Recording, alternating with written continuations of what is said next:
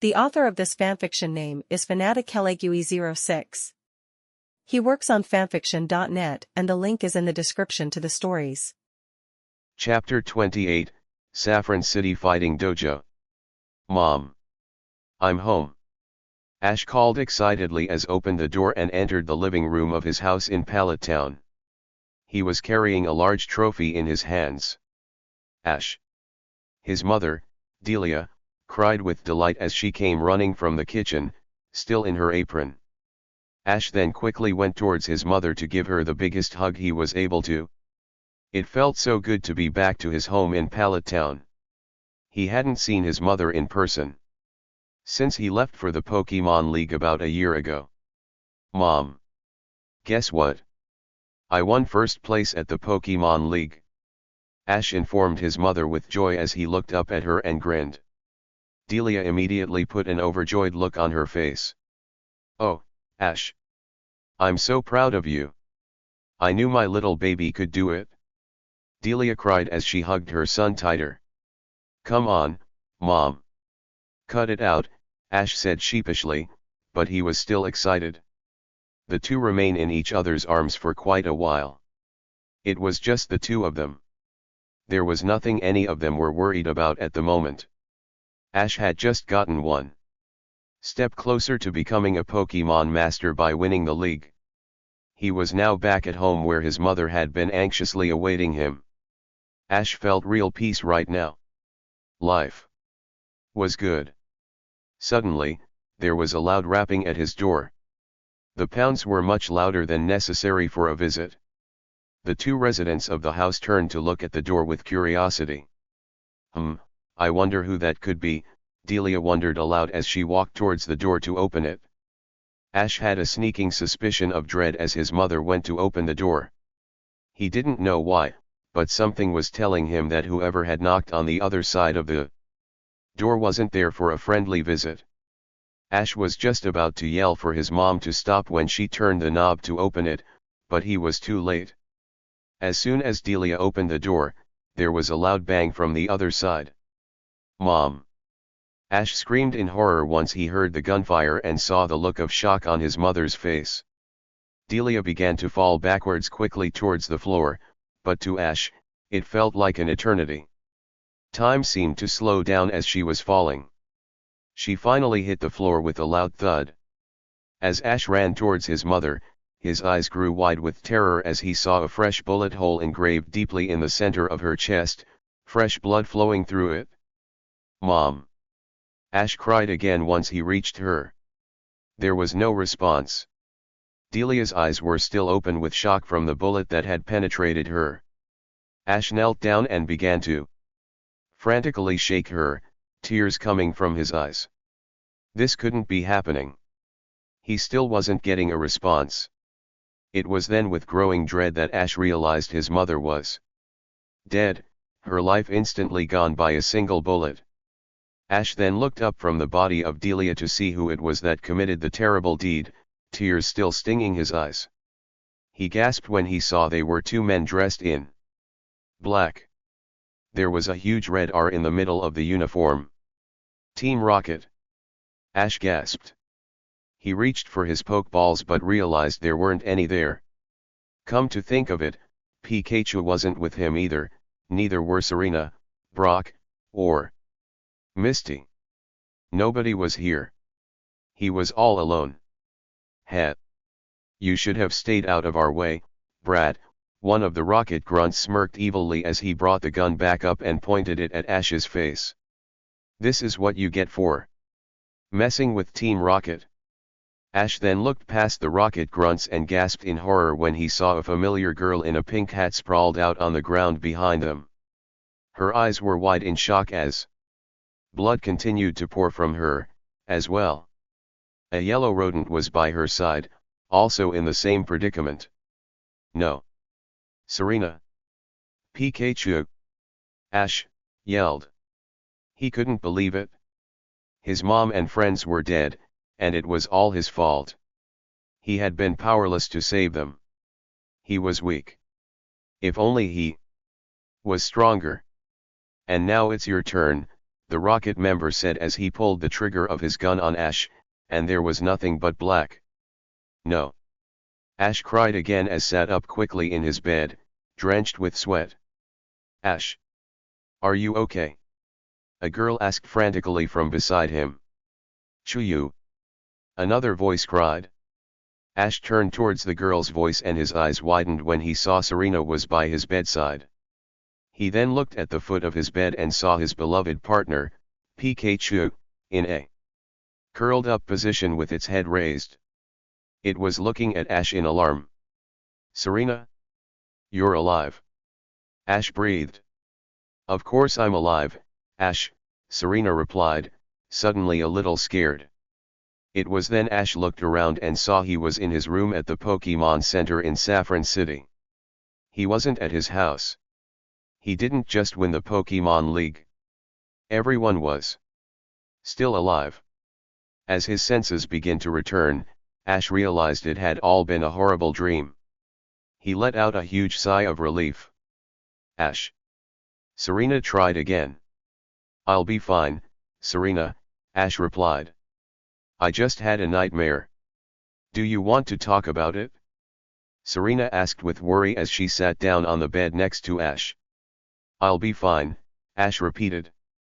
He wasn't going to tell her he had a dream where she was killed by Team Rocket. Ash had a rough night sleeping. He was up most of the night in his bed thinking about what Giovanni had said, about how he knew Ash's parents and the threats he made if Ash didn't stay out of their way. Was his dream a dark premonition of what would happen if he saw Team Rocket again? Ash? Are you sure you're okay? Serena repeated. Pikachu was also watching Ash in concern. Yeah. What time is it? Ash finally said after taking another deep breath. It's almost noon, Serena answered. Everyone else is already up.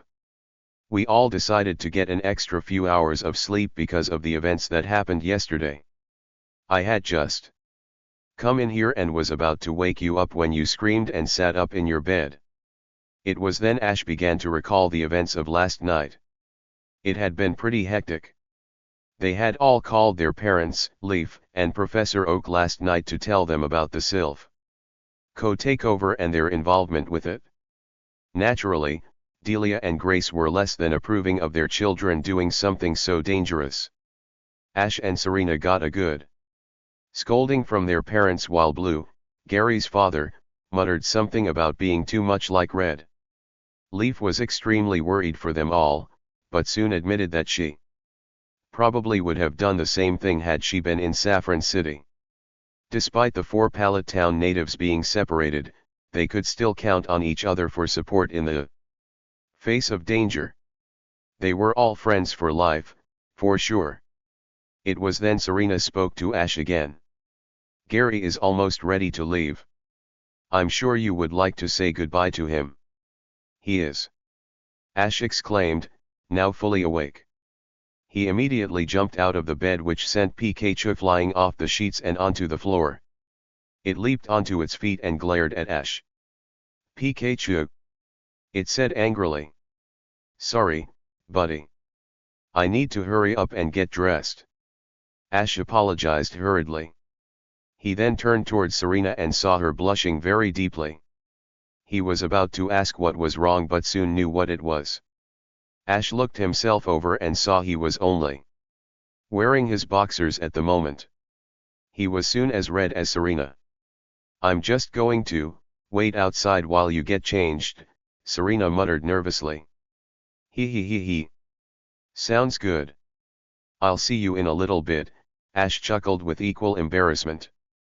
Serena quickly went out the door and closed it behind her, leaving Ash and Pikachu alone in the room. Ash took a deep breath as his heartbeat returned to normal. He didn't know why, but having Serena see him like that made him more embarrassed than if any other girl would see him like that. He was sure he wouldn't have reacted that way if it had been Misty or Leaf. He would have been embarrassed, of course, but his heart rate wouldn't have sped up like that. He turned to see Pikachu snickering at him. It felt like good payback for the rude awakening it had. No ketchup for you this morning, Pikachu, Ash told it in annoyance. Pie Pikachu, it said in alarm.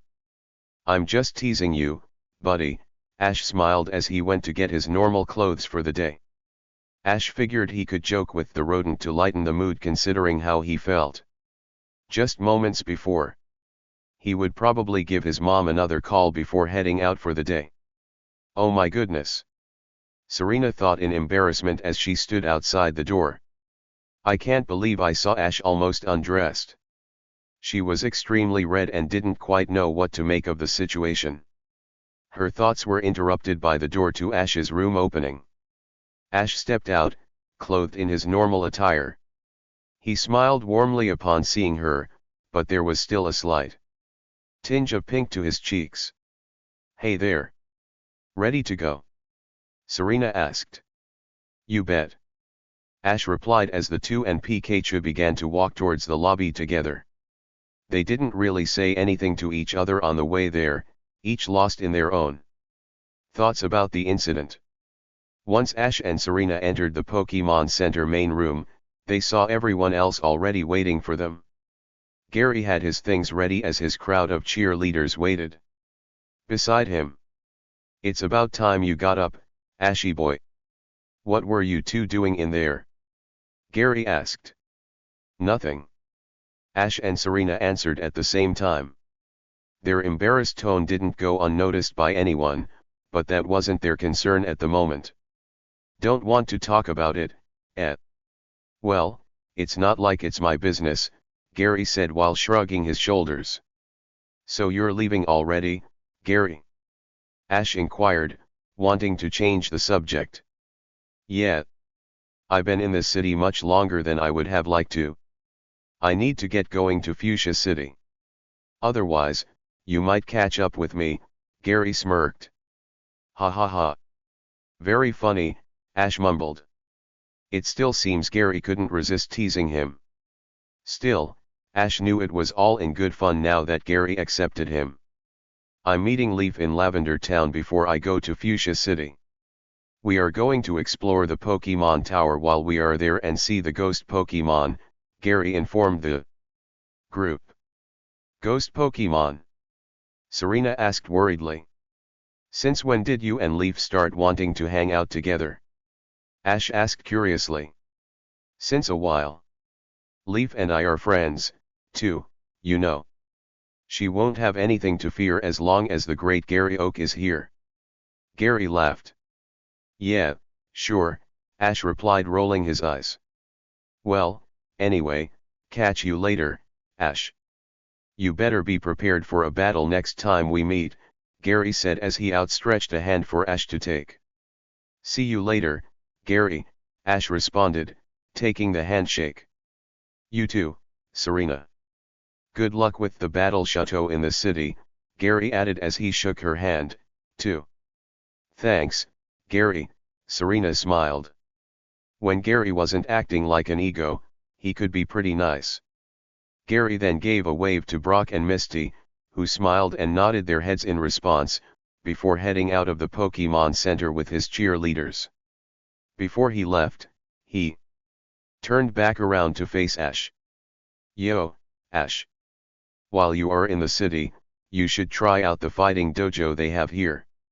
The leader is supposed to give you a special fighting Pokemon if you win, he said. That sounds cool. Thanks for the information, Gary. Ash replied. Gary nodded before leaving. The group heard the car start up and speed off down the street. Well guys. I say we take Gary's advice and take on the fighting dojo. What do you say? Ash asked enthusiastically. I could really use a fighting type Pokemon on my team, so I'm going to compete as well, Serena added. Sounds good. Ash said as he gave her a thumbs up. I know exactly who I'm going to use for this. Who? Misty asked curiously as Ash went over to the video phone with Pikachu on his shoulder. Primeape, of course. Ash replied as he began to punch in the number for Professor Oak's lab, but stopped. He figured he would give his mom another call first. After having a Dream like that last night, Ash realized he didn't call his mom nearly enough. He soon heard the phone ringing and heard his mother's voice on the other end. "Good morning. Ketchum Residence," she said. "Hey, Mom. It's me again," Ash spoke. "Oh, Ash," Delia exclaimed before her image popped up on the screen. "You are calling back so soon from last night. Is everything okay? Are you in trouble again?" "No, Mom. I'm fine. I was just calling to check on you. Is everything going okay? Is there anything strange going on?" Ash inquired. "That's so sweet of you to make sure I'm okay, Ash, but know that I'm the adult and the one at home. You are on a trip, and I should be the one worried about you, especially after last night," Delia told Ash. "I know. I'll try to be less reckless from now on," Ash said, at least he hoped so. "Just promise me that you will stay safe as long as I'm gone.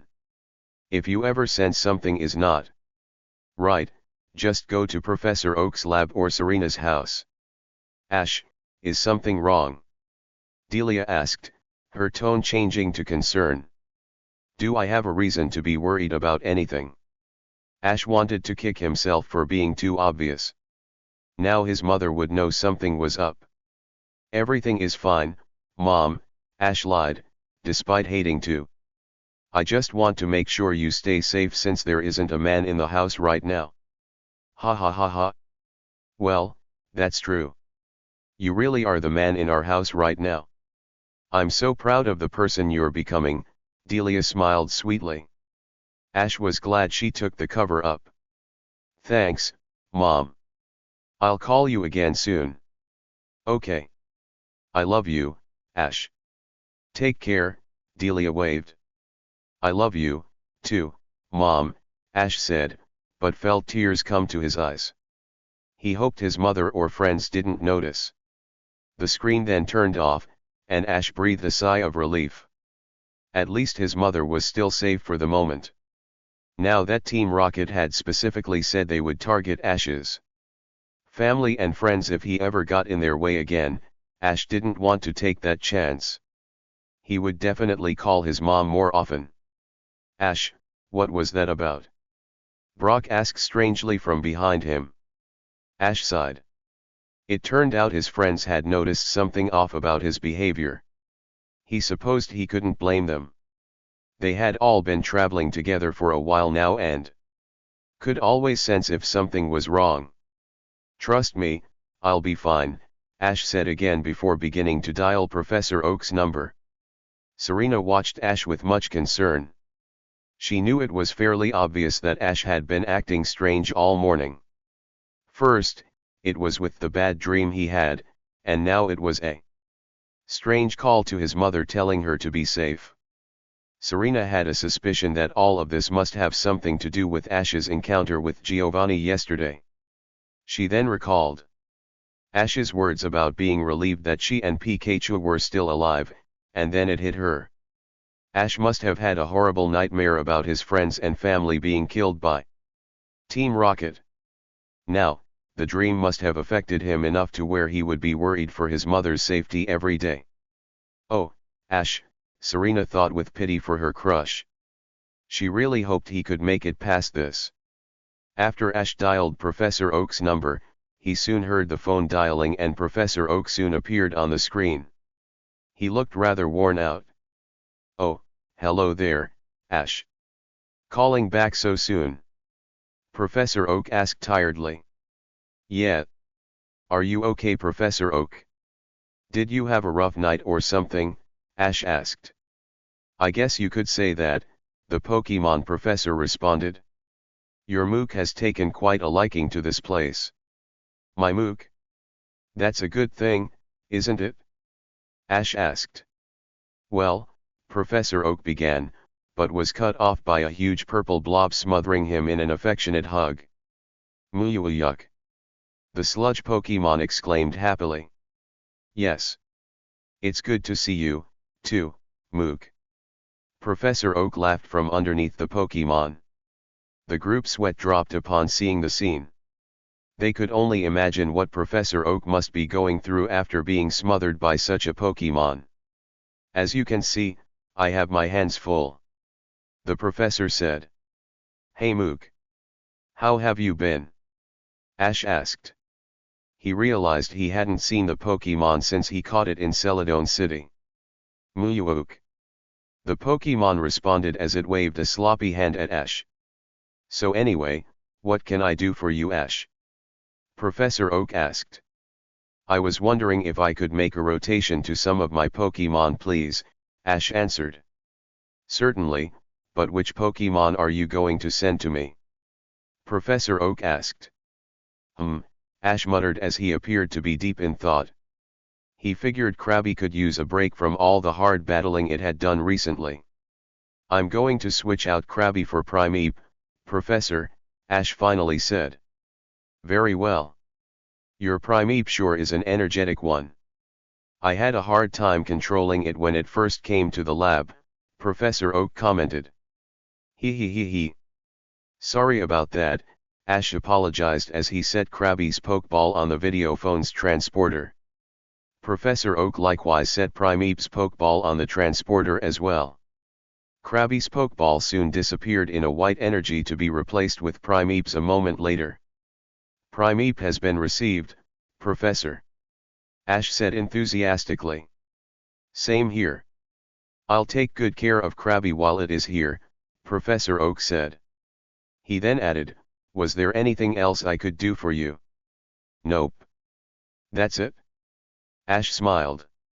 In that case, I have something to tell both you and Serena, Professor Oak said.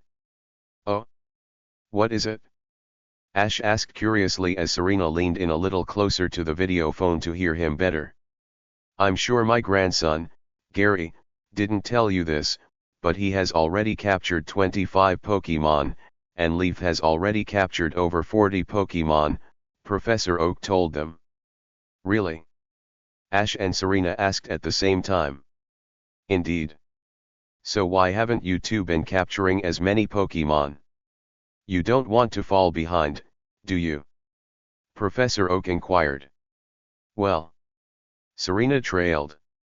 She and Ash were unable to come up with a good response. Remember.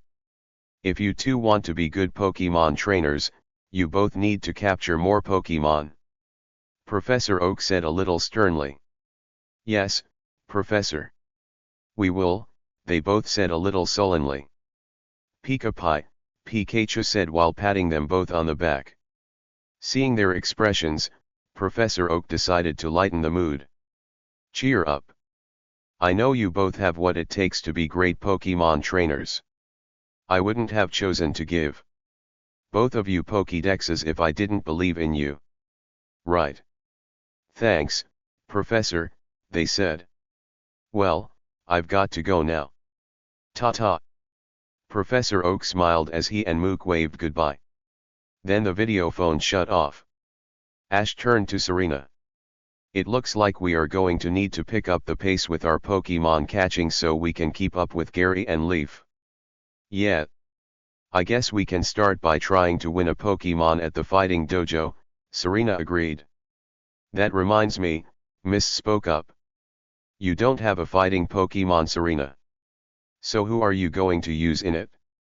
The rules don't require you to have a fighting Pokemon, Misty, Brock intervened.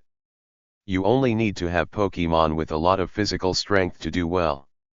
You can even use up to 2 different Pokemon if you wish. Serena then went over her options of who she could use for the fighting dojo.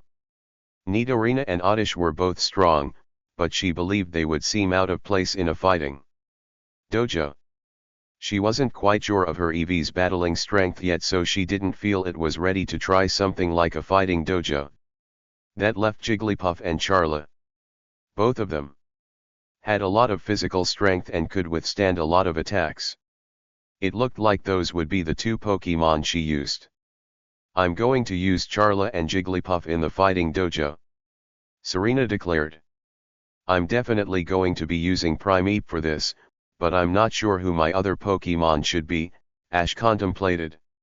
He then crossed his arms and looked deep in thought. Pikachu heard Ash's comment and got a tough expression on its face. It began making punching and kicking motions with its hands and feet, knocking out imaginary enemies. It could take on these fighting Pokemon. It would give them the old one too. I've got it. I'll use Charmeleon. Ash decided. Pikachu fell forward on its face. As the group stepped into the fighting dojo, they realized it was a little smaller than they expected. It consisted of only one large room with a wooden floor. There were about 6 men in karate uniforms training with their different types of fighting Pokemon. One of the men, who was presumed to be the karate master, was sitting in the back part of the room in a meditative stance. Wow! These guys sure do a lot of physical training with their Pokemon, Brock commented. I could probably learn a thing or two from these guys about sparring with my Pokemon, Ash mused to himself. Isn't that dangerous? Misty asked. My Pokemon and I are a team. It might be good for us, Ash stated. Not knowing how exactly to get their attention, Ash called out, excuse me.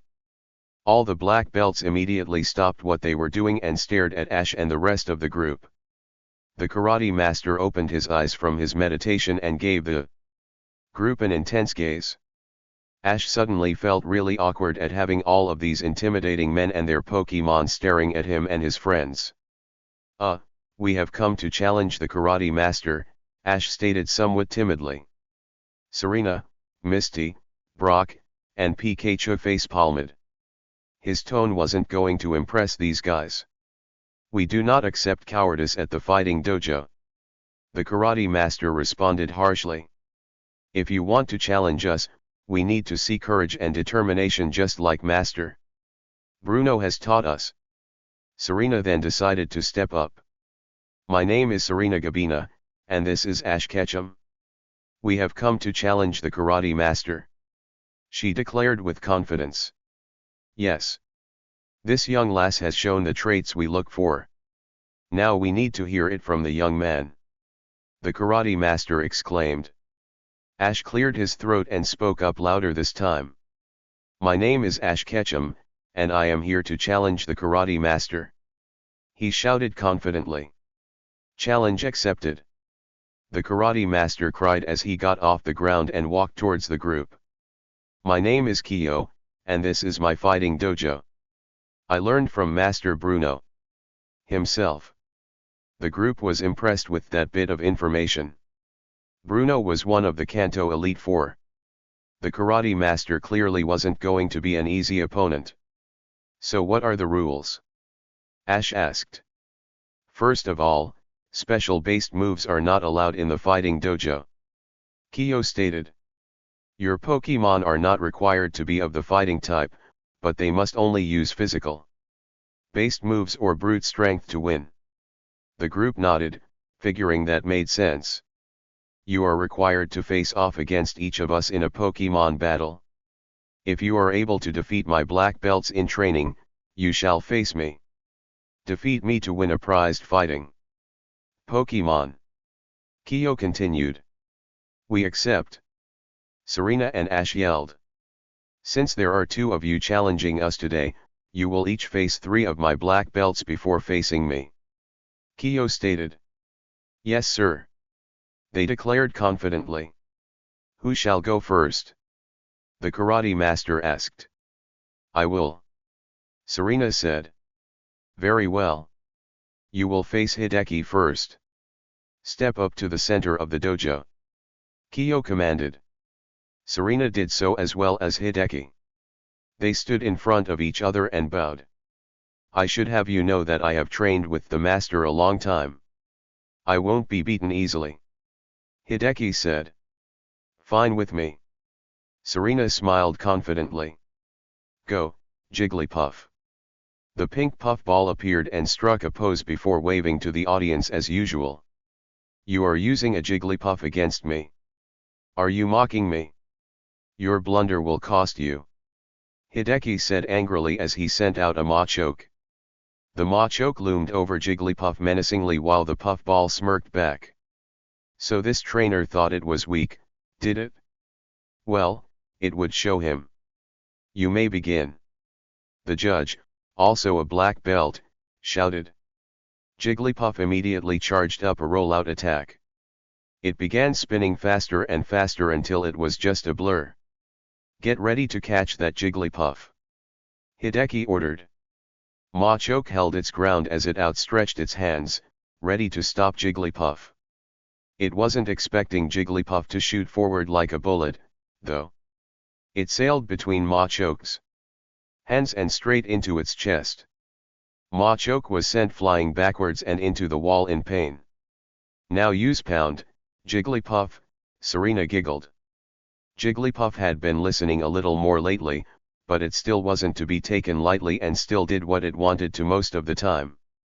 She couldn't help but feel Jigglypuff's overconfidence will be its downfall one day, however. Jigglypuff inflated itself before flying forward. Machoke was still reeling from the attack and standing up slowly. Before it had a chance to react, Jigglypuff's arm smashed into its face, which sent it back onto the ground again. Deciding to go ahead and finish this fight, it flew forward to use double slap, but it wasn't expecting Machoke to get a glint in its eye and grab Jigglypuff with both of its strong hands. Jigglypuff began struggling to break out of the superpower Pokémon's hands. This time it was Machoke who gave a smirk to Jigglypuff. For the first time in a while, Jigglypuff had a scared look on its face. Try to break free, Jigglypuff, Serena cried, but it was no use. Jigglypuff got too confident and was lured close to Machoke. That's what it must have wanted all along, Brock said grimly. Use seismic toss, and send that Jigglypuff flying, Hideki yelled. Machoke then began to swing Jigglypuff around and around to build momentum. With as hard as Machoke could throw, Jigglypuff would probably be knocked out once the attack was finished. Serena was trying hard to think of what to do.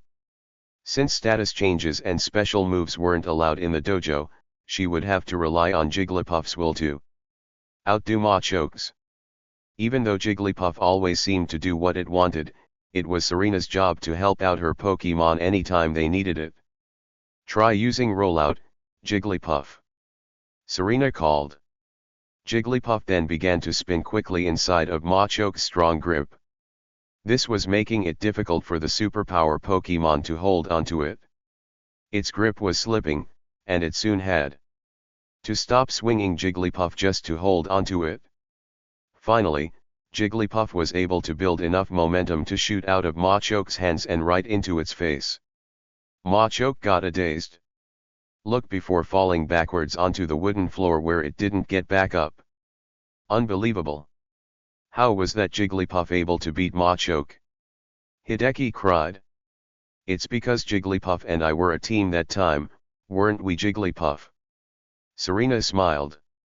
Jigglypuff turned around and nodded at its trainer. Maybe listening to Serena in battle wouldn't hurt, after all. She did get it out of a bad situation. Hopefully that means Jigglypuff won't be so stubborn from now on, Misty commented.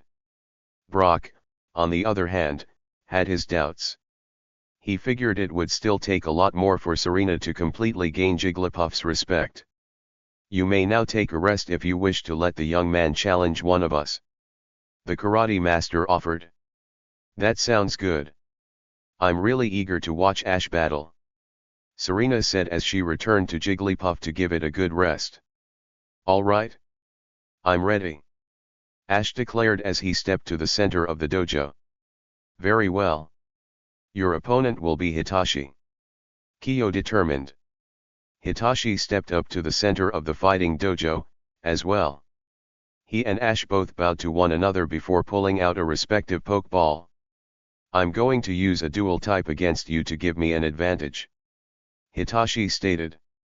Go Poilrath. A large tadpole-like Pokemon that looked like a buffed-up version of Poliwhirl appeared from the pokeball. It was a Poliwrath. It flexed its arms and looked very prepared for battle. A Poliwrath, huh? Ash mumbled as he pulled out his Pokédex. Poliwrath, the tadpole Pokemon and the evolved form of Poliwhirl _. I'm going to choose Primeape. Come on out. Ash called as he threw his Pokeball to release the pig monkey Pokemon. Primeape. It shouted once it was released. It then turned to Ash and nodded its head to signify it was ready to fight for him. You may now begin. The judge shouted. Let's start things off with Karate Chop. Ash called. Use Brick Break to counter it, Poliwrath. Hitachi yelled. Both Pokemon ran forward to do their respective attacks. They reeled their arms back and brought them down on the other. Their attacks slammed painfully onto each other's forearms.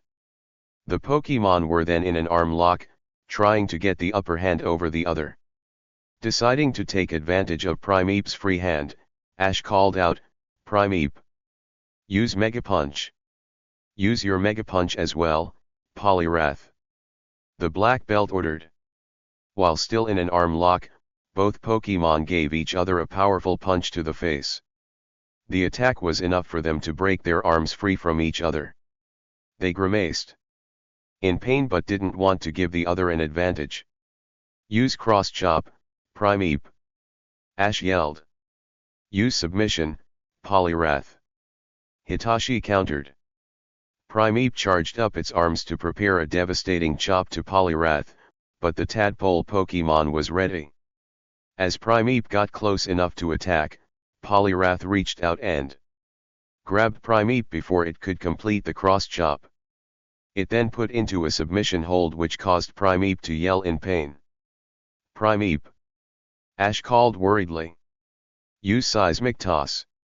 Hitachi ordered. Poliwrath then picked up Primeape and began swinging it around like Machoke did to Jigglypuff before it. Unfortunately, Primeape didn't have the ability to spin into a ball and escape. Ash stared worriedly as Machoke spun Primeape around. It soon let go and the pig monkey Pokemon went sailing towards the wall at a high speed. Primeape. Ash cried as he jumped in front of it to protect it from hitting the wall. Primeape collided with Ash which sent him toppling backwards. Are you okay, Ash? Serena asked as she and Pikachu went over to him. Yeah. I'm fine, Ash grimaced. How about you, Primeape? Primeape replied, getting teary-eyed. That was the second time Ash saved it from a devastating attack. They really were a good team. Don't worry, Primeape. I promise I'm alright, Ash told it. You ready to get back in the fight? Prue. It responded by huffing. That is a very courageous thing you did for your Pokemon. I approve. The Karate Master noted. Of course. I would do anything for my Pokemon. Ash agreed as Primeape got back to its original spot in the dojo. Indeed, but you still can't beat Poliwrath. Now, use Brick Break again. Hitachi commanded. Charge towards it, Primeape, Ash told it. Primeape did so and ran towards Poliwrath as fast as it could. It didn't know why Ash was telling it to go headfirst into a strong attack, but it trusted his judgment. As Primeape approached the Poliwrath, the tadpole Pokemon began to bring down its arm to strike Primeape, but Ash was ready. Duck underneath it? He called at the last second. Primeape ducked down and rolled into a somersault right by Poliwrath, causing it to miss completely. The momentum kept Poliwrath's fist moving downwards, and Ash decided to take advantage of it. Stand up, and grab Poliwrath by the arm, Ash said. Primeape quickly got off the floor. It then reached and grabbed Poliwrath's arm as it was still in a downward arc. Poliwrath gave a questioning look at the Primeape. Now flip it, Primeape. Ash told it confidently. Primeape nodded and flung Poliwrath over its head and crashed it onto the wooden floor. Rayath. The tadpole Pokemon yelled in pain. Oh, no. Hitachi cried. Now Mega Punch it? Ash commanded. Primeape wound up its fist and delivered a mighty punch right in the middle of Polyrath's swirls while it was still on the ground. Polyrath was down for the count. Primeape then stood over the Polyrath and made a victory pose. Polyrath is unable to battle. The winner is Primeape. The judge said. Awesome job, Primeape. Ash congratulated his Pokémon as he ran up to hug it. Primeape, it said happily as it returned the hug. It then stealthily lifted its hand and took Ash's hat from his head. It still thought the hat looked better on it than Ash. It then gave a mischievous laugh. Ha ha ha, very funny, Primeape. Ash mock glared as he took it back. You have both defeated your first opponents. Well done. However, you have a while to go before you face me. Kyo told them. That was an awesome victory, you two, Brock told Ash and Serena as well. Thanks. Are you and Misty sure you don't want to give it a try? Serena asked. No thanks. Misty said. Then she added, a lot of my Pokémon only know special based moves so they wouldn't do well here. I'm a breeder, not a fighter, Brock answered. After an intense struggle against the other black belts they had to face, Ash and Serena had managed to overcome them. The only one they had left to challenge was the karate master, Kyo, himself. It didn't appear they were going to be challenging him by what he said next. Well done to both of you. You have bested the black belts of this dojo and only have me to face. I don't think I would be any match for you despite training under Master Bruno. Kyo told them. Thanks, but I wouldn't feel like I truly conquered the dojo unless I faced you in battle, Ash said. Me, too, Serena agreed. I know. That is why I have arranged for you to face each other. Kyo declared. What? Ash and Serena exclaimed. You will be facing each other rather than me to determine the final victory, Kyo repeated. Serena and Ash glanced at each other.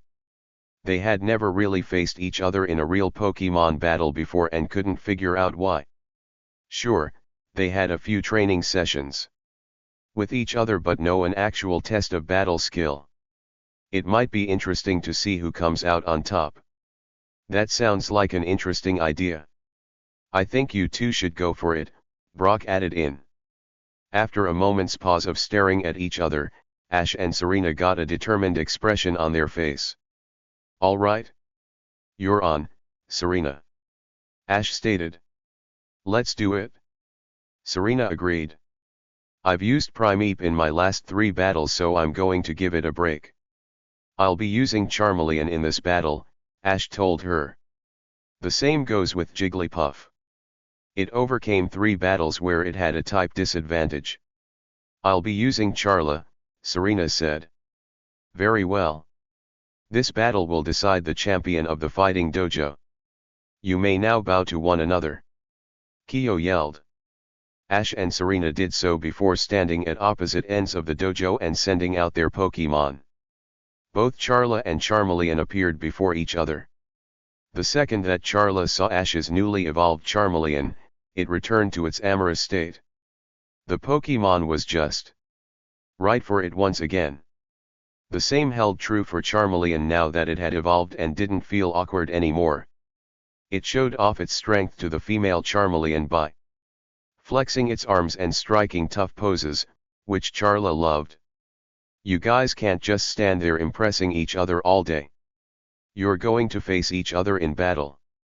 Ash told them embarrassedly. The two Charmeleon looked at their trainers in surprise before turning back to one another and staring. Like their trainers before them, they soon got a determined glint in their eyes. It would be interesting to see which of them were stronger. A battle between 2 strong Charmeleon. This should be interesting, Brock noted. Both trainers and Pokémon stood facing each other. They were just waiting for the judge to signal the start of the battle. Pretty soon, it happened. Begin. The judge yelled. Use Metal Claw. Both trainers called out. Both Charmeleon charged at each other while their claws glowed white. They soon swung at each other. Their claws connected with each other midway, causing a bright flash. When the flash ended, the spectators saw that the two Pokémon were both grappling each other. They both had the other by their hands trying to push each other back to get an advantage. They seemed to be equally matched in that regard.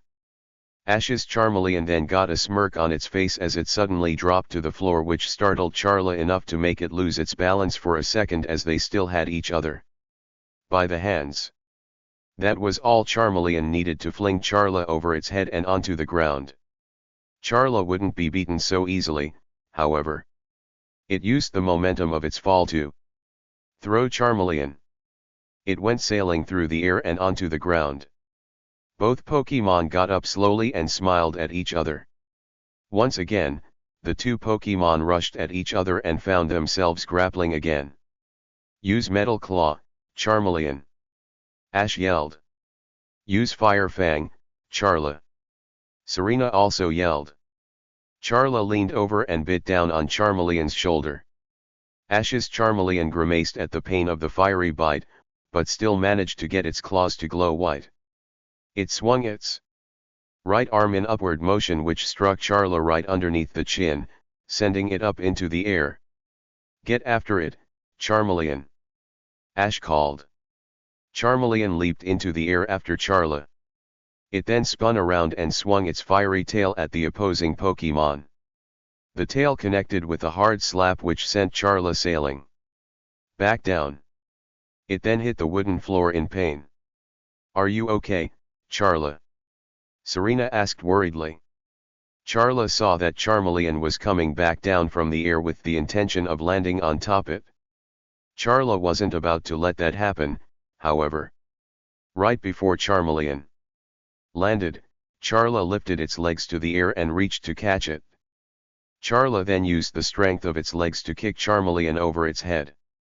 Charmeleon was once again sailing through the air. It then hit the all of the dojo and crumpled to the ground. Both Pokémon then stood up. It was clear they were getting pretty tired. Use your Fire Punch, Charmeleon. Ash called. Use your Fire Punch, as well, Charla. Serena countered. Both Pokémon ran towards each other with their right fists enveloped with flames. The two Charmeleons swung their arms forward and struck the opposing one across the face. Not wanting to give in, both of them charged up another Fire Punch. They once again swung their arms forward, but their fists collided with the other, creating a small explosion. Both trainers looked on with worry until, to both of their surprise, their respective Pokémon leaped out of the smoke and into the air. Their tail flames were burning much higher than usual, which signaled Blaze had activated. I was then Charmeleon and Charla decided to have a final face-off. They both swung their fiery tail at each other. Each one was struck across the face by the other's tail, where it did quite a significant amount of damage due to how large their tail flames were, sending them back towards the ground. Both Pokémon crashed onto the wooden floor. Can you stand up, Charmeleon? Ash asked. Are you okay, Charla? Serena asked of her Pokémon. Both Pokémon shakily stood up and began panting heavily at each other. Use Fire Punch. Both trainers called. The two Charmeleon took in a deep breath and before charging at each other with fists of flames. The two Pokémon's fists connected with each other. Then there was a large explosion once more as both Pokémon were blasted backwards off of their feet. They once again landed on the floor and groaned in pain. They shakily stood to their feet, still panting. For a second, it looked like they still might be able to fight. However, they both suddenly collapsed onto the floor, too exhausted to continue further. Their tail flames went back to their normal size. Both Pokémon are unable to battle. They are equally matched. This match is a draw, the judge declared. Ash and Serena looked on at their two fallen Pokémon, wondering what was going to happen now. A truly spectacular of display strength from each of your Charmeleon. The karate master cried. Both you and your Pokemon are very worthy competitors for our fighting dojo. Oh, thank you, Ash said, somewhat surprised. Now please. You may both choose to have one of these fighting Pokemon in the Pokeballs that I hold in my hand. One contains a Hitmonlee, the kicking fiend. The other contains Hitmonchan, the Pokemon whose punches cannot be rivaled, said Kyo as he took out 2 Pokeballs from his robe and presented them. We both get one even though we didn't technically win, Serena asked in confusion as she and Ash's Charmeleon got up from the floor to join their trainers. Indeed. You two are both worthy, Kyo told them. In that case, thank you. Ash smiled. He then turned to Serena. I'll let you go first, Serena, since I already have a fighting-type Pokemon. Serena looked over the 2 choices as she thought about which one to choose. She finally settled on choosing Hitmonlee. A fine choice, miss. The karate master approved. Serena looked at the Pokeball containing her new Pokemon and smiled. I bet you and I will make a great team, Hitmonlee, she thought. Then I guess that I'll choose Hitmonchan. Ash smiled as he took the other Pokeball before watching it be enveloped in a white light to be taken to Professor Oak's lab. It looks like we got a new friend, huh, Pikachu. Pikachu. The yellow rodent agreed. I can't wait to meet Hitmonchan and battle with it, Ash thought. You guys did a really great job. It seems your Charmeleon are equally strong, Misty smiled. You should both be proud of yourselves, Brock said as he nodded his head at them. Charla went over to Charmeleon and gave it a hug for a great battle. Charmeleon blushed and gave Charla a thumbs up in return, too proud and embarrassed to hug Charla back. They now had a newfound respect for each other. They were able to experience the other's battle strengths firsthand, which caused them to be closer. The same held true for Ash and Serena. That was the first real battle against each other and ended in a draw, but that was fine. It meant they almost equal in battle as trainers. They had started off making a lot of mistakes but had grown a lot. Ash already had 4 badges. Serena was a countess at the Battle Chateau and only 2 away from getting the Duchess rank. They each also acquired a new fighting Pokemon today, which would surely help them in battle. Gary and Leaf may have more Pokemon than them at the moment, but they were confident they would catch up. Nothing was going to stop them from becoming the greatest Pokemon trainers ever. Chapter 29, The Psychic Surprise. It was now the next day since Ash and Serena had taken on the fighting dojo. Knowing that their gym battle and Battle Chateau challenge were coming up next, they figured it would be best to rest for the remainder of the day. Because Ash learned that Sabrina uses Psychic-type Pokemon, it wouldn't be good to keep a fighting type like Primeape with him for the time being. Unfortunately, despite his eagerness to battle with his new Pokemon, Mook and Hitmonchan were weak to Psychic types, as well. Despite them not going to participate in this gym battle, Ash still wanted to make sure all of his Pokemon got their fair share of battles. Ash was seated on one of the chairs at the moment and taking deep breaths to prepare him for the battle against Sabrina.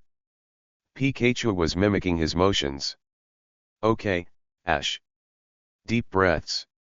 You can do this, Brock encouraged his friend. Right. I can do this. If what Gary said is true, this is going to be my toughest gym battle yet, Ash said. It shouldn't matter if you don't have any types of Pokemon that are strong against Psychic types. You have overcome the odds at all the other gyms, Serena told him. I don't know. Sabrina isn't like any other gym leader Ash has faced so far, Misty said. What do you mean? Ash asked her. While Brock and I were going to the police station with the secretary, she happened to mention Sabrina on our way there. She told us that Sabrina never laughs or smiles or cries, or shows any type of emotion. She only spends her time training her Pokemon or battling challengers, Misty explained. That shouldn't matter. If Gary can beat her, then I can. Ash said with determination as he pumped his fist into the air. Pi Pikachu. Pikachu agreed, copying its trainer's movements. Are you ready to get that 5th badge, buddy? Ash asked Pikachu. Chew. The yellow rodent answered as it nodded its head. The group was now standing in front of the Saffron City gym. It seemed to look normal enough, but if there was one thing the group had learned so far, it was that looks can be deceiving. They were just about to walk in when a voice stopped them. So do you happen to be a challenger for the Saffron City gym?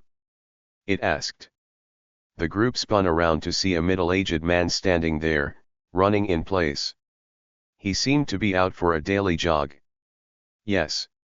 I am, Ash replied. Do you happen to have any advice for Sabrina?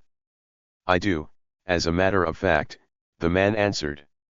You have to be an extremely strong trainer to win against her. Your best bet would be using a ghost Pokemon. Do you happen to have one? No, Ash replied. Then you might as well give up now. Even trainers who do manage to capture ghost Pokemon lose against her, the man stated. Ash thought back to where Gary said he got the badge here. He didn't recall Gary saying he captured a ghost type to beat Sabrina. It also sounded like that was his first time going to Lavender Town when he was leaving. If Gary can beat Sabrina without using a ghost type, then so can he. Thank you for the advice, sir, Ash told the man, but nothing is going to stop my dream of becoming a Pokemon master. I have very strong Pokemon with me that have overcome all odds before. I am confident I can beat Sabrina even without a ghost Pokemon. Suit yourself. Just know what you're up against, the man sighed as he resumed his jogging.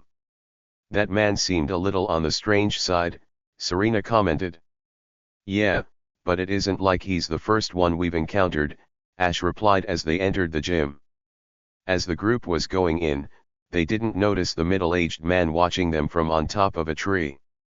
I sense that boy is unlike any trainer I've talked to before, and I've talked to many, the man mused to himself. I wonder if he could be the one to save Sabrina. Once the group was inside, they looked around and were surprised at the layout of the place. There wasn't a reception area or a battle room anywhere in sight. The room they entered was only a very long hallway with many rooms off to the side. What do you guys suppose all of these rooms are for? Ash wondered. I don't know. This place gives me the creeps. It's so dark in here, Misty replied in a nervous tone. Well, maybe there is someone in one of those rooms who can direct us to Sabrina, Brock suggested as they began to walk down the long hallway. As the group looked in each of the rooms, they were surprised to see each of them were rather bare. There were people in each of the rooms, but they didn't appear to be doing any real activity. They seemed to be either in a deep meditation or staring intently at spoons. What are they doing? Ash asked the group in confusion. It looks like telekinesis, Brock guessed. Well, this is a psychic Pokemon gym. Do you think Sabrina teaches these people how to use psychic powers? Serena asked. That is correct, a new voice answered behind them, causing the group to gasp and turn around in surprise.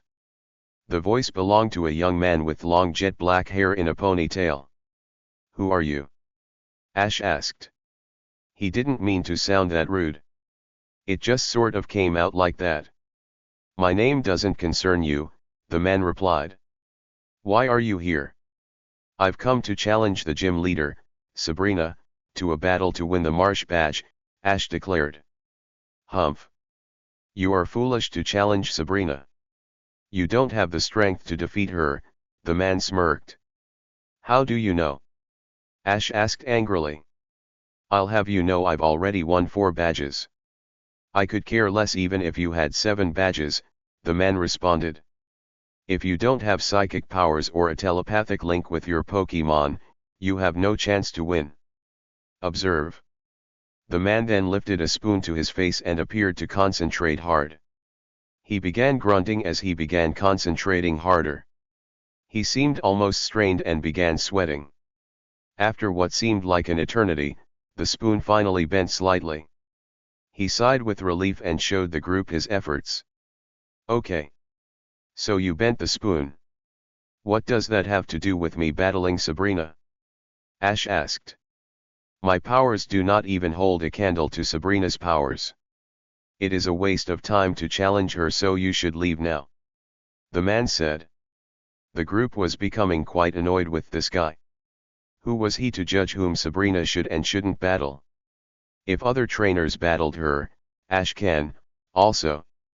It doesn't matter if Serena's psychic powers are a million times better than yours. I came here to challenge Serena, and I'm not leaving until I do. Ash yelled with determination. The people in the various rooms began to become annoyed with the commotion and being broken from their concentration. They glared at the group, but Ash didn't care. The man was about to argue again, but something stopped him. He leaned in closer to Ash and gave him a hard stare. Ash got a confused frown on his face as the man stared him. Over. The rest of the group also was wondering what was going on.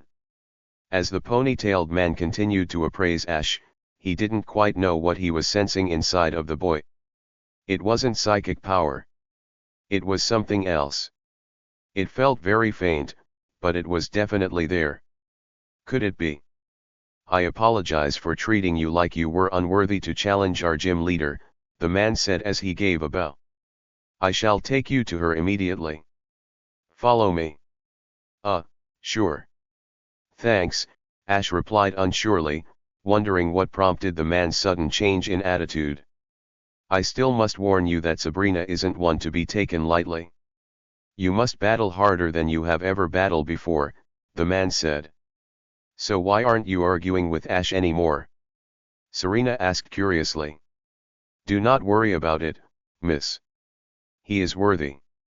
That is all, the man replied. The group finally reached the end of the very long hallway where a set of double doors were at the end. Serena awaits in there, the man said before leaving the group. I know we seem to run into strange people a lot, but that was enough for today, Misty commented.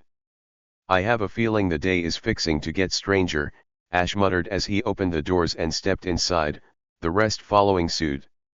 It was pitch black as the group entered the battle room. There was no doubt this place was creepy. Once they finished filing in, the whole room was illuminated in bright lights, causing them to squint at the sudden change in brightness. The group looked around the gym but saw no one there. Besides themselves, it appeared to be empty. Where is Serena? That guy said she was in here, Ash asked in confusion. Maybe she took a lunch break. Serena guessed. Just then, the back of the battle room was lit up. It revealed a large chair against the wall. Seated in the large chair was an older teenager with long green hair that went almost all the way down her back. Her eyes and facial expression showed no emotion whatsoever. Are you Serena? Ash asked the girl. I am, Serena answered, her voice very monotone.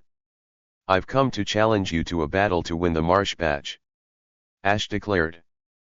Pikachu. His Pokemon agreed. Serena stayed seated for a few moments, not saying anything. The group was beginning to wonder if she heard Ash's proposal at all. It was a little unnerving to have a supposedly psychic girl with no emotion staring at you. After what seemed like hours, Serena actually levitated off the chair and floated closer towards the group until she was in the center of battlefield. The group was very startled. Oh my goodness! She can actually float! Misty cried. Ash didn't let that deter him, however. He didn't care how powerful Serena's psychic powers were. He came here to win a Marsh badge, and that's exactly what he was going to do. So what are the rules? Ash asked. A one-on-one battle. No time limit. Is that acceptable? Serena asked with no emotion. It is. I choose Pikachu. Ash stated as his faithful partner ran forward and stood in front of him. Pika! It shouted with determination. Come out, Abra, Serena mumbled as she brought out a pokeball. It floated off of her hands and levitated close to where Pikachu was before opening up to reveal Abra. Abra was a yellow bipedal Pokemon that resembled some type of fox with squinty eyes. It had a long, thin tail with a purple ring at the end.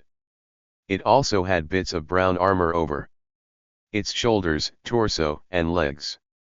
There was only one thing that the group noticed that seemed wrong. It looked like it was asleep. Serena. It looks like your Pokemon is asleep. Shouldn't you wake it up? Ash asked. Serena said nothing in return. Abra are able to battle even while asleep by using powerful telekinesis, Ash. Don't let your guard down, Brock warned.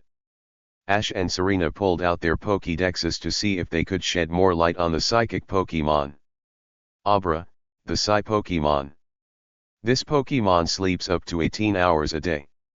It can still battle, however, and teleport to safety if it senses danger, their Pokédexes confirmed.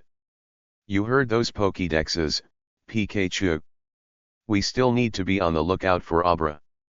We can still win this, though, Ash told it. Pikachu nodded. The battle will begin now, Serena said. Pikachu. Use quick attack. Ash yelled. Pikachu shot forward towards Abra with the intent of ramming into it. Both Abra, and Serena for that matter, did nothing to dodge the oncoming attack. Isn't she going to give Abra a command? Ash thought. As Pikachu came closer and closer to Abra, the group noticed Serena's eyes glow blue for a moment. About a second later, Abra opened its eyes and they glowed blue as well. It then teleported right before Pikachu slammed into it. Whoa! Ash cried. She didn't even give Abra a command verbally. She must be joined telepathically to her Pokemon. She can give commands through her psychic powers, Brock figured. That means Ash is going to be at a huge disadvantage. Serena said worriedly. Pikachu looked around in confusion, wondering where Abra could have gone. Pikachu! Behind you! It heard Ash cry. Pikachu turned around just in time before it was blasted back by powerful psychic waves. It hit the ground hard. It didn't even hear Abra appear behind it. It would really need to keep his guard up. You okay, Pikachu? Ash asked. Pikachu immediately jumped to its feet and nodded. It wouldn't go down so easily. It beat a Raichu, its evolved form, for crying out loud. Use agility, Pikachu. Ash yelled again. Chew. Pikachu cried as it began to dash around the room. Serena's eyes glowed blue again. Abra held out its hands and stopped Pikachu dead in its tracks. It was using a confusion attack. Pikachu was now under Abra's complete control. Then to it and everyone else's surprise, Pikachu began to dance around the room. Combined with the panicked expression on its face, the dance looked really awkward. That isn't funny to make Pikachu make a fool of itself. Ash shouted angrily. Serena didn't reply as Abra didn't let up making Pikachu look completely silly. Come on, Pikachu! Serena cried. There has to be something Pikachu can do, Ash thought to himself. Serena must have decided she had her fun with Pikachu because her eyes glowed blue again, and Pikachu stopped its ridiculous dancing. That didn't mean Abra was finished with its confusion attack, however. It pointed its fingers up towards the ceiling, and Pikachu went flying upwards and crashed into ceiling. Abra then pointed its fingers downward, and Pikachu then fell onto the ground. Ash and the rest of the group cringed at Pikachu's predicament. Try to resist Abra's control, Pikachu! Ash cried. Chaa! Pikachu cried in as it was constantly slammed into walls by Abra's powers. Ash was beginning to wonder how Gary and other trainers were able to beat Serena. Gary certainly wasn't lying when he said Serena was a challenging gym leader. Ash thought back to their encounter with the psychic man from earlier. That man was so adamant about keeping him from facing Serena in battle because he didn't consider Ash worthy. After they had argued with him a little while, he finally relented and said Ash could challenge Serena. What had prompted the man's sudden change in attitude? Ash knew he certainly didn't have any psychic powers, so what else could stand up to Serena that the man saw?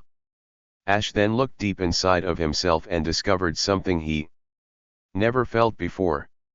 What is that? It has to be the weirdest feeling he's ever felt before. It felt like he was feeling Pikachu's pain as it was being slammed against the walls. Ash didn't think it was telekinesis or anything like that, so what was it? He could actually hear Pikachu's voice inside of his head right now, crying out in pain. He wasn't going to let his buddy suffer like this. Pikachu! Ash cried. To his complete surprise, he heard a small voice inside of its head. It could have been his imagination, but it still sounded a lot like Pikachu. I feel your strength, Ash, the voice said. Then, to everyone's extreme amazement, except Sabrina's, Pikachu let out a mighty cry and broke free from Abra's control. The blue energy surrounding Pikachu completely disappeared, and it appeared to be fully energized despite taking so much damage. Abra reeled back a little from the sudden loss of control. Once Pikachu broke free, the weird connection feeling Ash felt was gone, like it never happened. What was that? Ash thought to himself. Ash! Quick! Give Pikachu a command. He heard Serena cry. Ash immediately snapped out of his thoughts and yelled, Pikachu! Use quick attack! Pikachu once again tore across the room and slammed right into Abra, which knocked it backwards across the floor. They had scored a hit. Excellent, Pikachu! Use Thunderbolt! Ash shouted. Pikachu! Pikachu screamed as it let out massive lightning bolts from its cheeks. Sabrina, being the emotionless girl she is, didn't let this turn of events bother her. Her eyes glowed blue once more. Abra held out its arms again, and the electricity passed harmlessly over it. It then made the electricity form together into one massive electrical ball of energy. It then sent the attack back at Pikachu. It can even use confusion to take control of Pikachu's electricity. Misty commented. Ash wasn't going to let that stop him, however. Pikachu! Counter with Thunderbolt again! He yelled. Pikachu once more unleashed a huge amount of electricity from its cheeks. The two forces of electrical energy collided in midair, causing an explosion which covered the area where Pikachu was. Abra was redirecting the smoke away from it so it could still see. Ash thought Sabrina and Abra were making a big mistake by keeping the smoke away from Abra. Pikachu had been in these types of situations enough to be used to them by now. Once Pikachu was out of the smoke, Abra would be in clear view for another attack. It would have been cleverer to use the smoke for cover like Pikachu was doing. Pikachu! Agility! Ash called. Pikachu leaped out of the smoke it was hiding in and sprinted across the floor as fast as it could. Abra must have seen this coming as it teleported again right before Pikachu reached it. Ash and Pikachu weren't as surprised this time, so they would be ready wherever Abra showed up. Abra appeared on the opposite side of the room from Pikachu and once again blasted psychic waves at it. Use agility and run straight towards those waves, Pikachu! Ash hollered. Pika! The mouse yelled as quickly sped at Abra and the psychic waves. Ash is going to have Pikachu run straight into Abra's psychic attack. Misty asked in confusion. Remember, this Ash we are talking about. He must have something planned, Brock replied. Yeah. Ash can do it, Serena agreed. Pikachu continued speeding along, and just before it and the psychic waves met, Ash yelled, "Leap into the air, Pikachu." Pikachu complied and jumped as high as it could, going completely over the waves. "Use Thunderbolt again, Pikachu," Ash ordered. While still in the air, Pikachu quickly blasted the electricity out of its cheeks straight towards the Psy Pokemon. Just as Ash expected, Abra once again took control of the electricity and directed it back at Pikachu. "Let it chase you this time, Pikachu," Ash called to it. Pikachu landed on the floor of the gym and immediately broke into a run with the bolt of electricity right behind it. As Serena, Brock, and Misty were watching the electricity chase Pikachu around the gym, they couldn't help but wonder what Ash was up to. Noticing that the electricity was gaining on Pikachu, Ash called out, "Use agility and go straight for Abra." Pikachu then picked up the pace and began making a beeline to Abra, the electricity still right on its tail. As Pikachu drew closer to Abra, the Psy Pokemon seemed to be getting prepared for Pikachu to attack it. It got in a defensive stance and glared at Pikachu through its squinted eyes, but Ash and Pikachu had different plans. "Don't attack Abra, Pikachu. Just ran right past it," Ash shouted. Pikachu continued running towards Abra, and at the last second made a sharp zigzag right past it. The Psy Pokemon turned around in surprise that Pikachu didn't attack it, which is what the raven-haired trainer wanted. "Gotcha!" Ash shouted. "Use quick attack, Pikachu." Pikachu made a sharp turn and sped towards Abra again. Abra was too distracted by controlling the electricity and the surprise of Pikachu's psych out to teleport. Pikachu rammed straight into Abra's midsection, which knocked it to the floor. It then sped away. Because Abra was hit by Pikachu, it lost control of the electricity for just a moment. As a result, the electricity kept moving towards Abra. Before it could redirect the electricity, the lightning bolt slammed into Abra, completely engulfing it in electricity. "Abra a!" It cried out in its raspy voice. "Way to go, Ash!" Serena cheered happily. "That was an awesome strategy to fool Abra and distract it like that to take its mind off the electricity it was controlling," Brock praised. "Now finish this with Iron Tail," Ash yelled. Pikachu once more sped towards Abra as fast as it could. Abra was charred completely black with bits of electrical energy sparking from it occasionally. It was unable to teleport due to it trying to recover from the Super Thunderbolt. Pikachu leaped towards Abra as its tail began to glow white.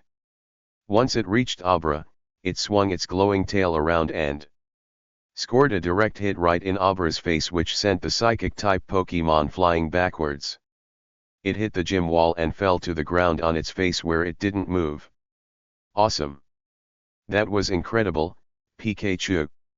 Ash praised. "Pikachu!" it replied, turning to give Ash a V shape with its fingers. "Ash really did it? He beat Sabrina. Those two are so amazing," Serena thought as she blushed.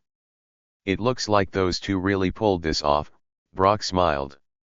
The group then looked towards Sabrina, who hadn't changed expression one bit during the battle and was still in the same spot she was before.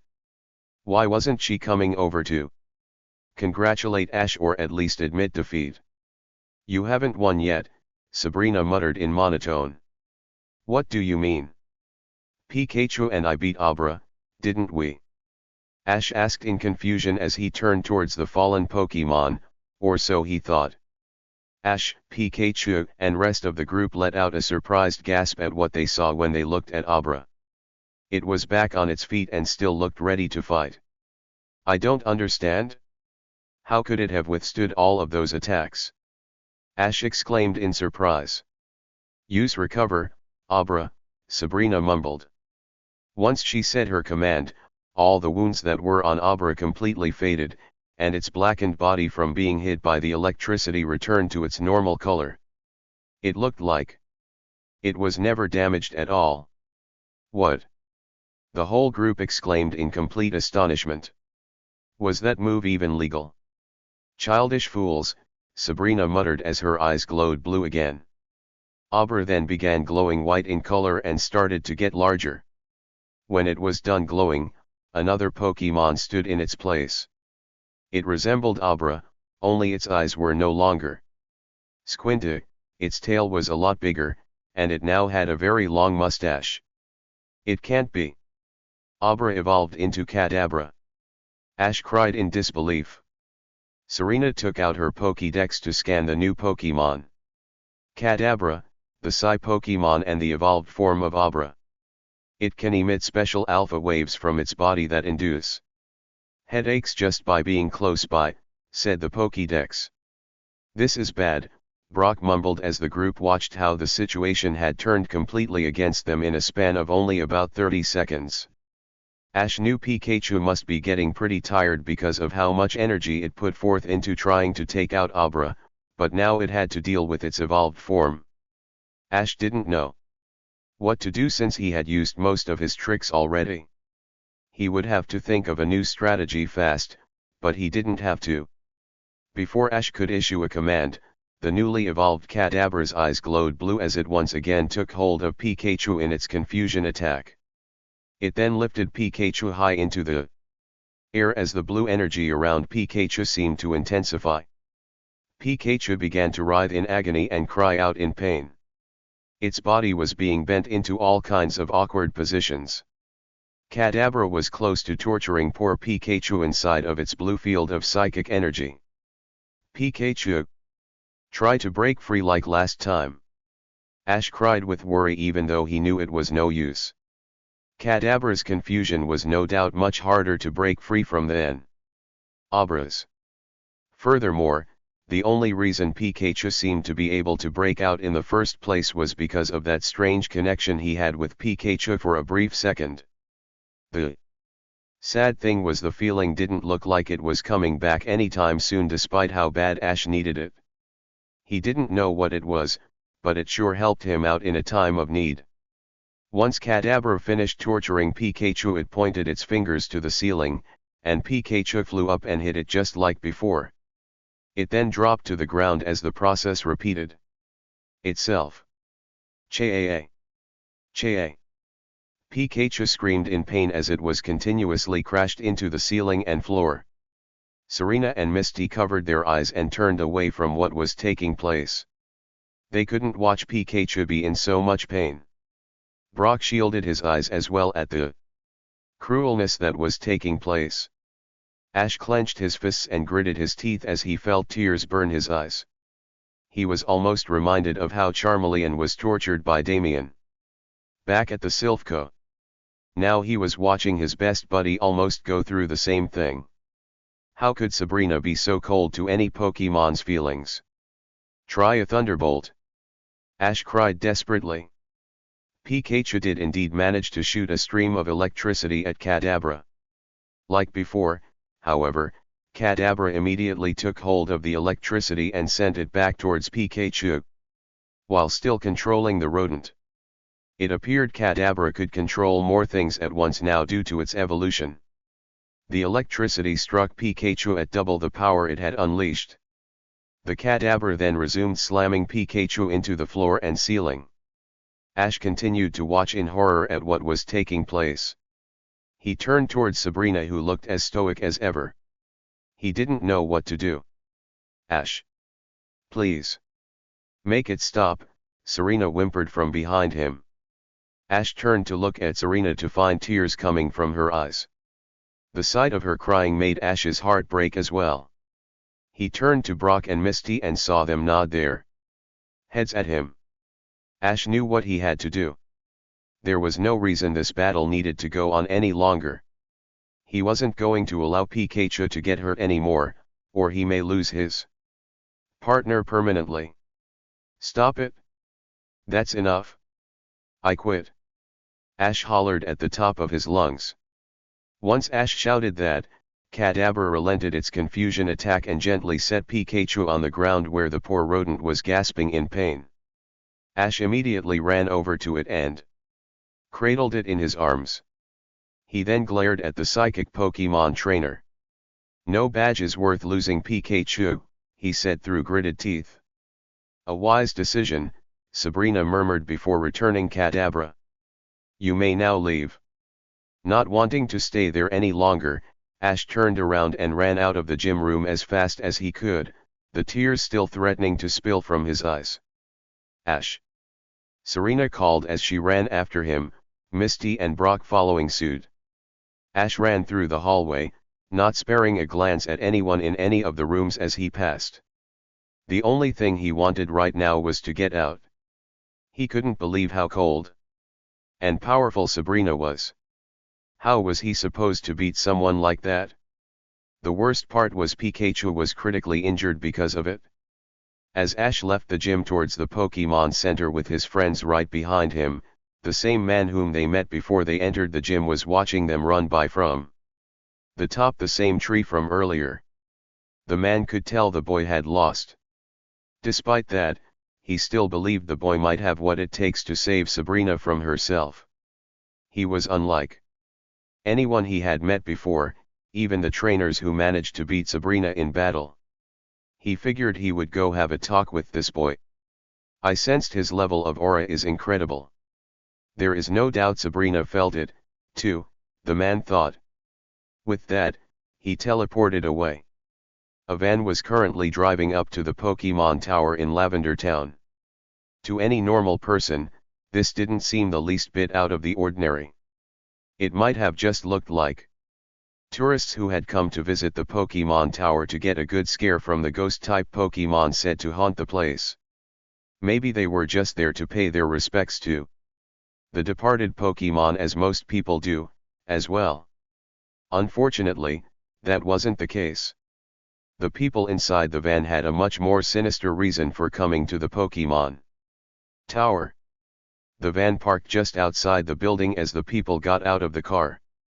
They were wearing casual clothes to hide their true identities and consisted of a woman with long red hair, a woman with blonde hair in pigtails, a man with blue hair who had driven the van, a man with short green hair, and a Meowth who could apparently speak human language. Ugh. "I still can't believe the boss still has us doing these missions together with you three," Cassidy grumbled as she massaged her temples in aggravation, referring to Jessie, James, and Meowth. "Oh, hush. It isn't like we enjoy working with you and Hutch, either," Jessie shot back. "My name isn't Hutch." Butch screamed, but they ignored him. "Whatever. Let's just go ahead and get this mission over with so we can get away from each other," Cassidy muttered. "Right," Butch agreed as they entered the building. "The boss wants us to capture as many ghost Pokemon as we can in case we need to use force against Mewtwo when we go after it." The five approached the receptionist, who was a young woman, as Jessie and Cassidy decided to do the talking. "Hello," Jessie greeted in a sweet as honey voice. "My friends and I have come here to get a good scare with some ghost Pokemon. We are such fanatics for anything scary. You wouldn't happen to know where they start appearing, would you?" "That's right," Cassidy agreed as she began to cry fake tears. "Not to mention, my poor Growlithe passed away, and I figured this would be the perfect time to visit it and tell it how much I love it." James, Butch, and Meowth rolled their eyes. Could these two be any less convincing actresses? "I understand completely," the receptionist replied as James, Butch, and Meowth fell over in disbelief. "You can find the ghosts above the second floor, and I'm very sorry to hear about your Growlithe, ma'am. Please enjoy your time here." "Thank you, dear." Jessie fake smiled with a wave before they turned to go towards the upper floors. "Heh, that was too easy," Cassidy whispered. "Eek. Wait for us," James called as he, Butch, and Meowth got off the ground and followed the two other rockets. "Wait a second. How does the boss even plan for us to capture all of these ghost Pokemon?" Butch asked as the five reached the stairs. "Easy. Our Pokemon are certainly strong enough to capture a few. Then we just use those ghost Pokemon to capture more and more until we have a whole army, Cassidy replied. But that could take days. Butch complained. Quit whining, Biff. We have enough supplies to last us a while, Cassidy scolded. My name is Butch, not Biff. Butch yelled. Quiet. Somebody's coming. Act natural.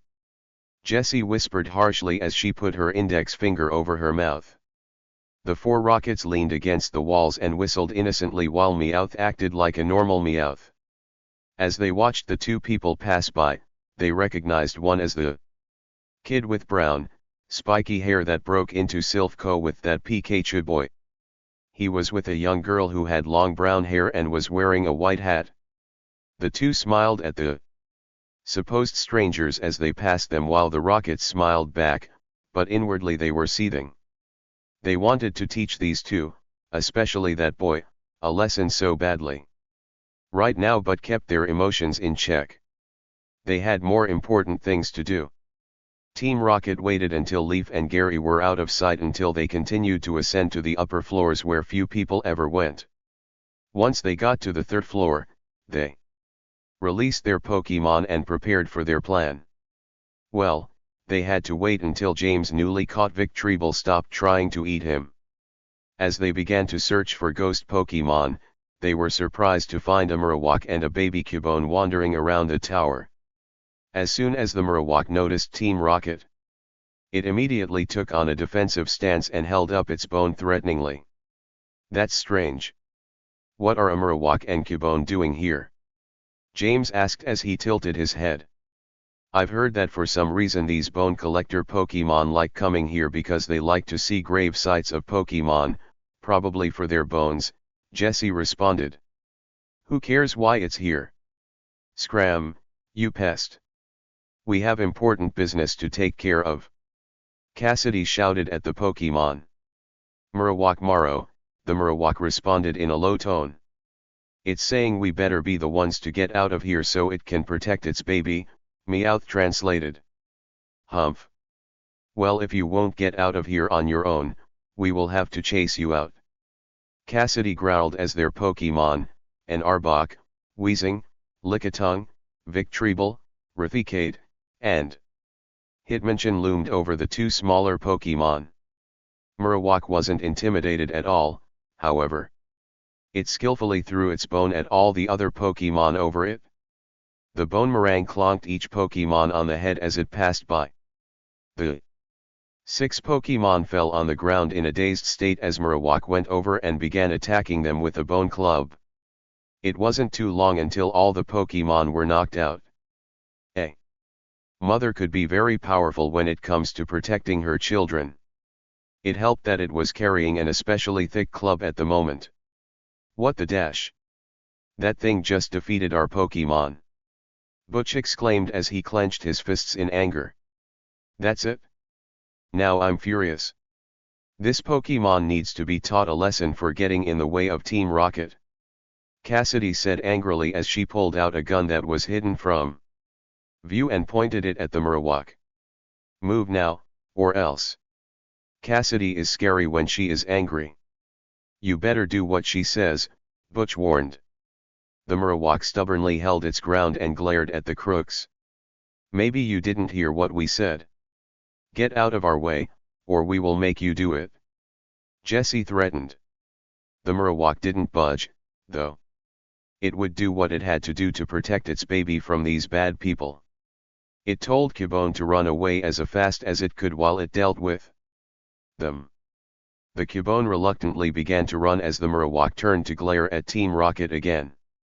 It wanted to make sure its baby was safe. This is your final warning. Get out of our way. Cassidy growled as the other Team Rocket members glared threateningly at it. They refused to be humiliated by this Marowak, and they had an important mission to do that couldn't be interrupted by anything. Marowak still held its ground, however. It looked like it was going to attack again, but Cassidy beat the Marowak to it. The baby Cubone turned its head while running to see what was going on. Its eyes widened at what was about to happen. Cubone! it wailed. Cassidy narrowed her eyes at the Marowak.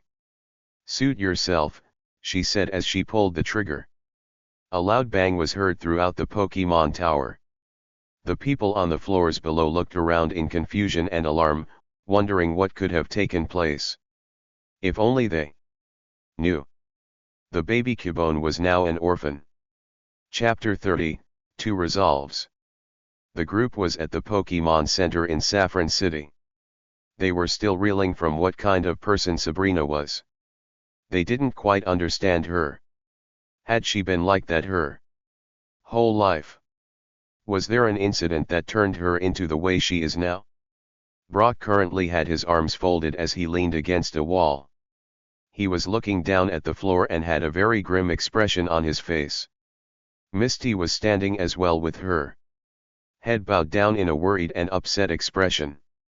Ash, on the other hand, was currently sitting in front of the emergency room at the Pokémon Center with an unreadable expression.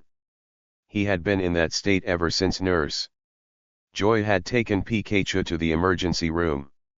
When he saw Nurse Joy's horrified expression at Pikachu's state, that was all Ash needed to become like a zombie. He hadn't moved or changed expression since. Serena was sitting next to Ash with her hand on his back trying to console him. "Ash, please talk to me," Serena pleaded, but Ash barely noticed. He had too many thoughts going through his head at the moment. Why did he allow the match to go on for so long? He should have ended it the moment Sabrina's Abra had evolved and used Recover, but he didn't. What was wrong with him? He knew Pikachu was getting tired after using so much strength against Abra. Pikachu was the best friend Ash could ever ask for, and he repays it by making it continue to fight a losing battle. After witnessing the amount of pain it was in, Ash refused to let Pikachu be hurt like that again. It reminded him too much of the dream he had with Team Rocket coming after his friends and family. Just because Ash refused to let Pikachu go through something like that again didn't solve the dilemma Ash was currently facing. Ash knew he had to defeat Sabrina in battle in order to win a Marsh badge and qualify for the Pokémon League, but he wasn't looking forward to going back anytime soon. He was strongly considering to tell the group to go ahead with the Battle Chateau, and then leave Saffron City. They could come back once he received more badges and he was a little bit stronger. The light for emergency room came off, and Nurse Joy came through the double doors with Chansey. The group immediately ran over to Nurse Joy to hear the news. "Please tell me Pikachu will be okay," Ash pleaded, showing emotion for the first time in a while. Nurse Joy sighed. "I was able to treat most of its injuries with many super potions and medicine, but I hate to say that it has received a bone fracture in its left front arm. It had to put a cast on it so it would stop moving its arm despite the pain. I would advise against Pikachu battling during the time while its arm is healing." "What?" Ash cried in alarm as tears came to his eyes once more. Pikachu had a broken arm. Nurse Joy wanted to scold Ash a little for allowing Pikachu to get so injured, but decided to give him a break as she could see the pure distress on his face right now. Serena, Brock, and Misty were quite upset at the news as well. They still couldn't imagine how Ash must feel at the moment. "Pikachu is stable now. You may see it if you like," Nurse Joy told Ash. Ash nodded and walked past Nurse Joy and Chansey with his friends following him into emergency room. As soon as Ash saw Pikachu unconscious on the operating table with a cast around its arm, tears began to fall freely from his face. "I'm so sorry, Pikachu," Ash muttered between tears. "Oh, Pikachu," Serena said as tears began to come to her eyes as well at seeing Pikachu like that as well as Ash in complete devastation. "Ash," Brock said seriously. "I think this reinforces what I told you about being reckless and knowing when to stop. You keep saying you are going to stop doing it, but you keep on. Anyway. Most of the time, it has put you and us in extreme danger." Ash thought back to his first day as a Pokémon trainer with Serena, how he had stupidly tried to capture a Pidgey with a blanket. Due to unforeseen circumstances, they ended up being chased by a flock of Spearow and were hurt in the process. Granted, he and Serena also saw a legendary Pokemon that day, but it was beside the point. Then the very next day, he mindlessly charged into the battle chateau only to be utterly destroyed by the trainers there. Very recently he rushed into Silphco, which scared his mom and friends half to death when they learned of it. Ash was now constantly worried for his family as a result. Now this happened. He really needed to stop doing things like this for good, otherwise he and his friends will just be put in more life-threatening situations, and they may not make it out of every one of them. You're right, Ash muttered as he looked at his friends. My actions have done nothing but hurt us. Sometimes, things turn out okay in the end, but it happens just by luck. I promise to try and take more logical steps to things from now on, and only rush into things as a last resort. Pkaa. A voice suddenly spoke. The sudden weak cry of Pikachu made everybody turn their attention back to it. The yellow rodent had opened its eyes and was looking around the room. Pikachu, please forgive me, Ash pleaded as he went up to the operating table, knelt down a little. Chuyu, the rodent smiled and nodded its head. Ash was happy to know Pikachu said it was okay, but he still couldn't tear his eyes away from the cast around Pikachu's left arm. That was a result of him not ending the match when he should have, and he didn't know what would happen next time if he continued on like this. It had been his motto to never give up until the end, but sometimes that rule didn't apply when the situation was actually hopeless, like when Pikachu was caught in Kadabra's confusion attack. Ash picked up Pikachu as gingerly as he could and brought it into a gentle hug, which the mouse Pokemon returned. Pikachu, from now on, things will be different. I promise. I'm never going to let something like that happen to you again, Ash told it before turning to his other friends. That goes for you guys, as well. I'm not going to let you guys be hurt as a result of my actions, either. Chuyu, the rodent replied as everybody else watched the heartwarming scene. Hey, guys, Ash called to the group a few hours later since Pikachu was resting. I think it would be best if I didn't challenge Sabrina to a rematch so soon. It doesn't matter if Gary has already won. I know I'm not ready yet. We should let Serena go ahead and do her Battle Chateau challenge and come back to Saffron City another time. I think that is a good decision, Ash, Brock agreed with a nod. The Saffron Gym will be waiting for us no matter when we come back. In the meantime, there are other gyms for you to challenge and grow stronger. Live to fight another day, Misty smiled. Serena smiled sadly to herself at Ash's words. She inwardly thought Ash might have been slightly hard on himself by putting the sole blame of his recklessness on him. The truth was she could be reckless a few times as well. She had rushed into the Silphco also despite knowing how dangerous it would be. It seemed that no matter what Ash decided, Serena always supported him no matter what. It was true she cared about Ash with all of her heart, but maybe blindly following Ash and supporting him in every decision had been slightly childish. It could go to say she could try to lose some of her recklessness as well and keep her emotions in check. She still hadn't forgotten about how she almost hurt her friendship with Ash and Leaf in Cerulean City because she couldn't control her emotions. Her thoughts were interrupted when a man came up to Ash and sat down next to him. Ash turned in surprise to see it was the man whom they had spoken to before going into the Saffron Gym. What was he doing here? Are you all right, son? The man asked. Yes. I think I will be, Ash said in slight confusion, wondering why this man was speaking to him. How is your Pokemon? He asked. Ash's face darkened.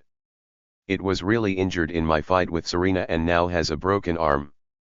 It will be unable to battle while it's healing. You were right. I shouldn't have challenged Sabrina. I wasn't ready to. "I just shocks me how Sabrina could be that emotionless and uncaring." "She wasn't always like that," the man replied. "She used to be such a happy and fun-loving girl. That was until she learned of her psychic powers." He then pulled a picture out his wallet and showed it to Ash and the rest. It showed a younger Sabrina with a very bright and cheerful smile on her face. It could almost be mistaken for a different person. "What happened?" Ash asked curiously as the rest of the group listened as well. "Once she discovered her powers, she spent every moment wanting to develop them further. She soon stopped playing and having fun so she could focus on them. Once she learned how to control her powers, that still wasn't enough. She didn't even want to make friends and became obsessed with getting stronger. As a result, she got rid of all of her emotions as she believed they made her weak and could take away from her training," the man explained. "What about her parents?" Serena asked. "Her parents did everything they could to help Sabrina, but she rejected anything they tried and drove them away," the man replied with a sigh. "That's so sad. I actually feel sorry for Sabrina," Misty commented. "I believe that deep down, Sabrina is still the same happy, loving girl she once was. She just needs to rediscover who she truly is once more," the man said sadly. "I don't get how I'm supposed to stand up to a gym leader like her," Ash spoke up. "You may not know this, young man, but the reason why I'm telling you all of these things is because I believe you have what it takes to save Sabrina," the man told him. "I don't get it. Why me? I was just totally destroyed by Sabrina," Ash argued. "You don't need to face her again so soon, but you have something that Sabrina doesn't that is very special. In fact, it is just as rare a gift as psychic powers," said the man. "Ash has special powers." "What?" Misty exclaimed in shock. "I do? What is it?" Ash asked, equally amazed. "It is not my place to tell you what it is. It is best if you figure it out yourself or have someone who also shares your gift tell you. You will know in due time. Something like that won't remain hidden forever. You might not even need to use it to save Sabrina, but you will come to know it one day," the man responded. "Do you know of anyone who shares the same gift as me?" Ash asked curiously. "I do, as a matter of fact," the man answered. "I have a good friend named Riley Jen. He travels around the world and seems to be on the move often. However, the last time I heard from him, he was taking residence on Cinnabar Island for a while. You may be able to speak to him there." "Riley Jen?" Ash exclaimed. "Yes," the man answered. "Do you already know him?" "Know him? He's my uncle," Ash revealed. Brock, Misty, and Serena each gave Ash a surprised look. "Ha ha ha ha. Well, I guess that would make sense that he is related to you. That kind of power only runs in families, after all," the man said in an amused tone. "I see," Ash replied. He had always thought his uncle had been a little on the strange side, but to know that he had this kind of power that Ash shared made him really curious. What it was? Ash had only met Riley a few times in his life, but the man had always left an impression on him. Ash briefly wondered if Riley had already known about this power. Ash had. He really wanted to know what it was but decided not to press the issue. If this strange man felt he wasn't ready to be told, it was probably for the best. He briefly wondered if it had something to do when he felt that strange connection with Pikachu at the gym, though. As you are now, your best bet on beating Sabrina is to capture a ghost Pokemon at the Pokemon Tower in Lavender Town, the man told Ash, switching topics. Right. A ghost Pokemon. I remember you telling me that earlier that ghost Pokemon are strong against psychic types, Ash remembered. They are, the adult confirmed. If you capture one, I am almost certain you can help Sabrina with your abilities. You sure seem to know a lot about Sabrina and care for her well-being. You also seem to know her when she was a kid and have her picture, Ash said suspiciously. Does he know? The man thought. Well, I guess I can't blame him. He must have figured out that I'm Sabrina's father. You must be related to her, Ash guessed. I am, the man confirmed. At least he didn't think I was a photographer or something like that. You're her father, aren't you? Ash asked. The man smiled. I am, young man. He then got up to leave but turned one final time. I believe in you, son. I'm telling you this not only as Sabrina's father, but someone who really believes in you potential as a Pokemon trainer. Good luck. As Sabrina's father passed by Brock, Misty, and Serena, he felt a power so faint he almost didn't sense it. It could have very well been his imagination. Whatever it was, he thought it came from the honey blonde-haired girl. Deciding not to dwell on it, Sabrina's father exited the Pokemon Center, leaving a very stunned Ash and friends. The Saffron City Battle Chateau. The largest battle chateau in Kanto. Serena stated with her hands clasped together as her eyes sparkled at how big it was. It was now the next day since the group had learned about the incident with Pikachu and Ash was told about his hidden gift. The group was now refreshed and ready to continue on their journey. Unfortunately, not everyone was healed up. Pikachu still had to wear a cast on its arm for a while and had to ride along in Ash's backpack instead of his shoulder. To avoid straining it, it would serve as a constant reminder to Ash about what his lack of rational decisions had done to his partner. I'll say, and I thought the other battle chateaus were big, Ash commented as he looked in awe at the extremely large castle-like building. Have you thought about which Pokemon you are going to use in this battle chateau, Serena? Brock asked. Yes, I have, Serena responded. I've had the chance to train with Eevee a little bit and wanted to see what battling is like in the battle chateau, but I will still only use it in the first round since it's a little inexperienced compared to some of my other Pokemon. I just got Hitmonlee so I may not use it right away. The others I will use will probably be Jigglypuff and Oddish, and then either Charla or Nidorina in the final round. I see. Those seem like good decisions, Brock agreed as he nodded his head. Just remember. Now that you are a countess, you have to face some much tougher trainers now who have at least reached that rank. It will be much tougher from now on. Misty reminded. I know, Serena responded. Once the group entered the battle chateau, Serena let both Hitmonlee and Eevee out of their Pokeballs since this would be their first time seeing the battle chateau, aside from the time Eevee was offered as a prize. The two Pokemon stared in wonder at the battle chateau. Hitmonlee went over to inspect the different decorations around the room before sitting down and meditating. Eevee spun around in circles like a hyperactive pet and began running around eagerly to look at everything. It seems you like to meditate and strengthen your mind, right Hitmonlee? Serena asked as she went over to it. She decided to get more acquainted with her new Pokemon. Lee, the Pokemon responded quietly as it nodded its head. I just wanted to let you know that I look forward to battling with you from now on. I hope a fancy battling place won't be strange to you, Serena said. Hitmonlee, the Pokemon breathed as it shook its head calmly. I'm glad, Serena smiled before she was tackled from behind by Eevee which knocked her to the ground. VV!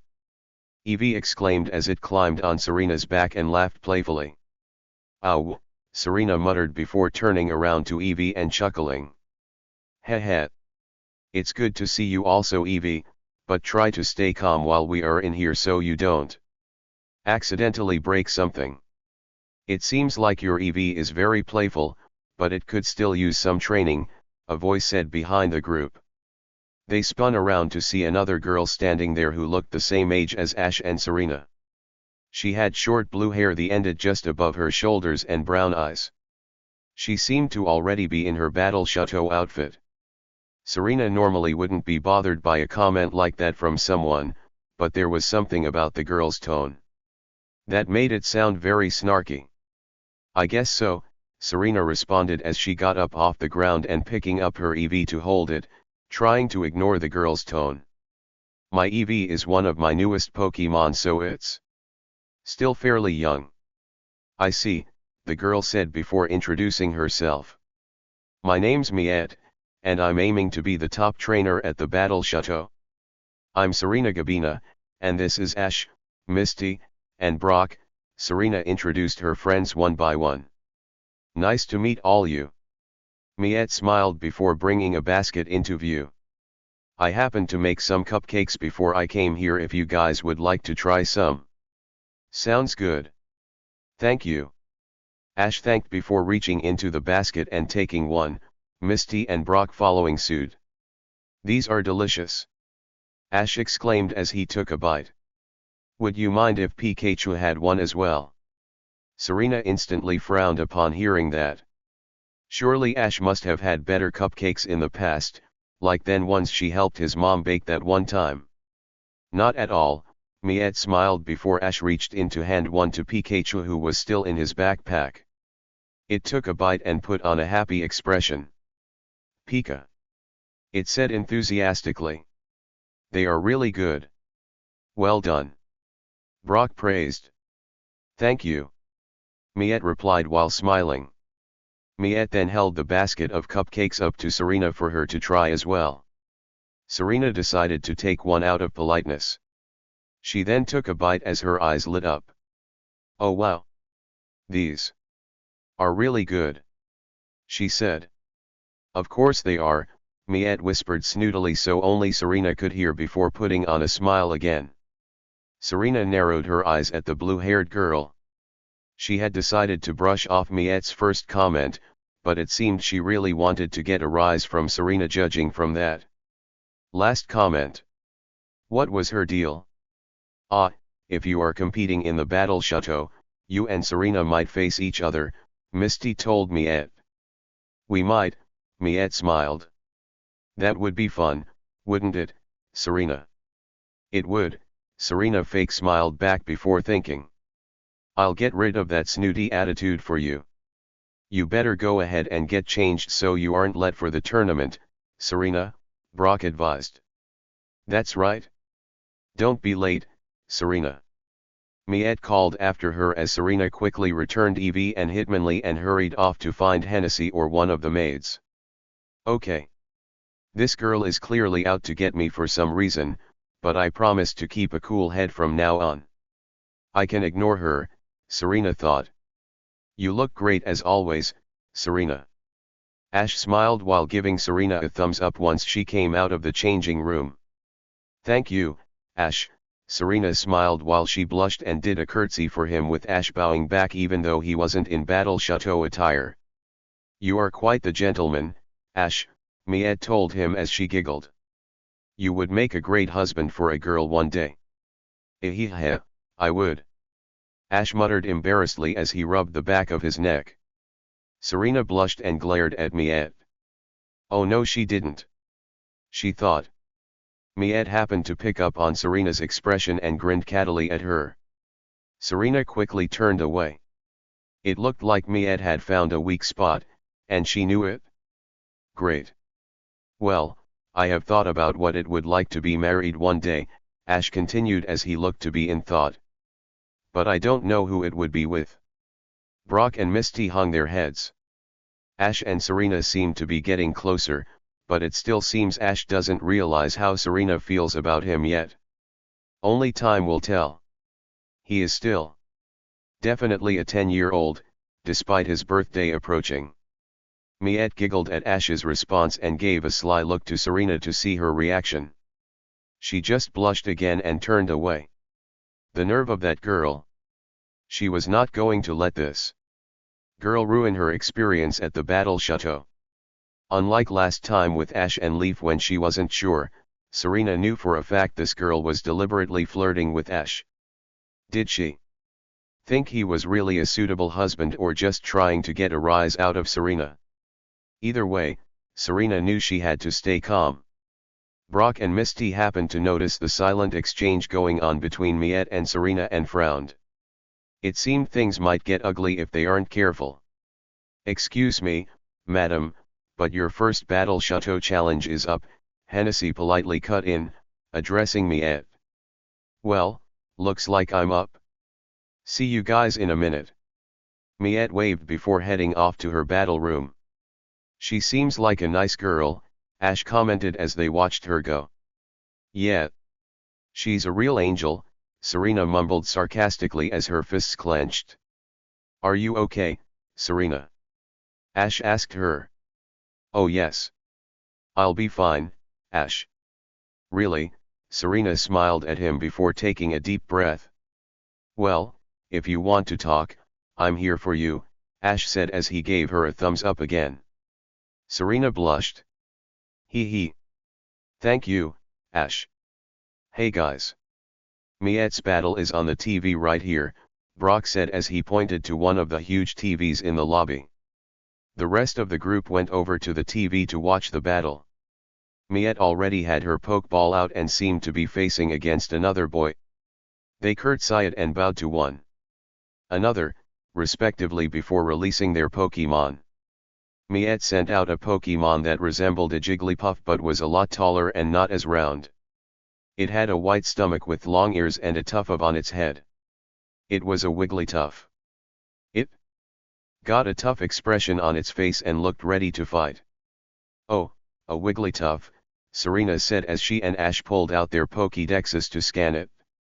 Wigglytuff, the balloon Pokemon and the evolved form of Jigglypuff.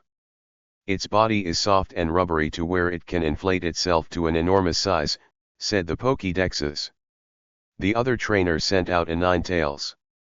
This seemed like it would be a good battle. As Serena watched the battle go on, she was silently hoping for Miette to lose, as bad as that sounded. She watched the two trade blows back and forth to each other. Despite her wishes though, Miette emerged from the first battle victorious and would be moving on to the next round. "I hate to admit it, but Miette's really good at battling," Serena thought as she watched the girl congratulate her Wigglytuff on the big screen. "That Wigglytuff actually reminded me a lot of your Jigglypuff, Serena," Brock commented, but Serena didn't really hear him. She was too busy thinking about how she can deal with Miette if that girl is going to act like this the whole time she is here. "You are now up for your first challenge of the day, madam," Hennessy told her as he approached the group. "Please follow me." As they followed the head butler, they passed Miette, who was coming out her own battle room. She gave a friendly wave to the group before approaching them. "I just wanted to wish Serena luck really quick before she battles," she said. "Well, okay, we'll meet you in the room," Ash said as he, Misty, Brock, and Hennessy continued on the battle room. Once they were out of earshot, Serena glared at Miette. "All right, Miette. What did you really want to tell me?"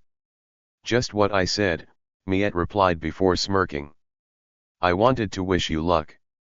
Goodness knows how much you need it with how wild your Pokemon are." "Excuse me, but you can't judge how my Pokemon are by only seeing Eevee. It is a very playful and young Pokemon," Serena said defensively. "I'm not judging by that one meeting," Miette told her. "You may not know this, but some Battle Chateau challenges are televised. I happened to see you on it when you used your Jigglypuff at the Cerulean City Battle Chateau." Serena blushed in embarrassment. Why did Miette of all people have to see that display?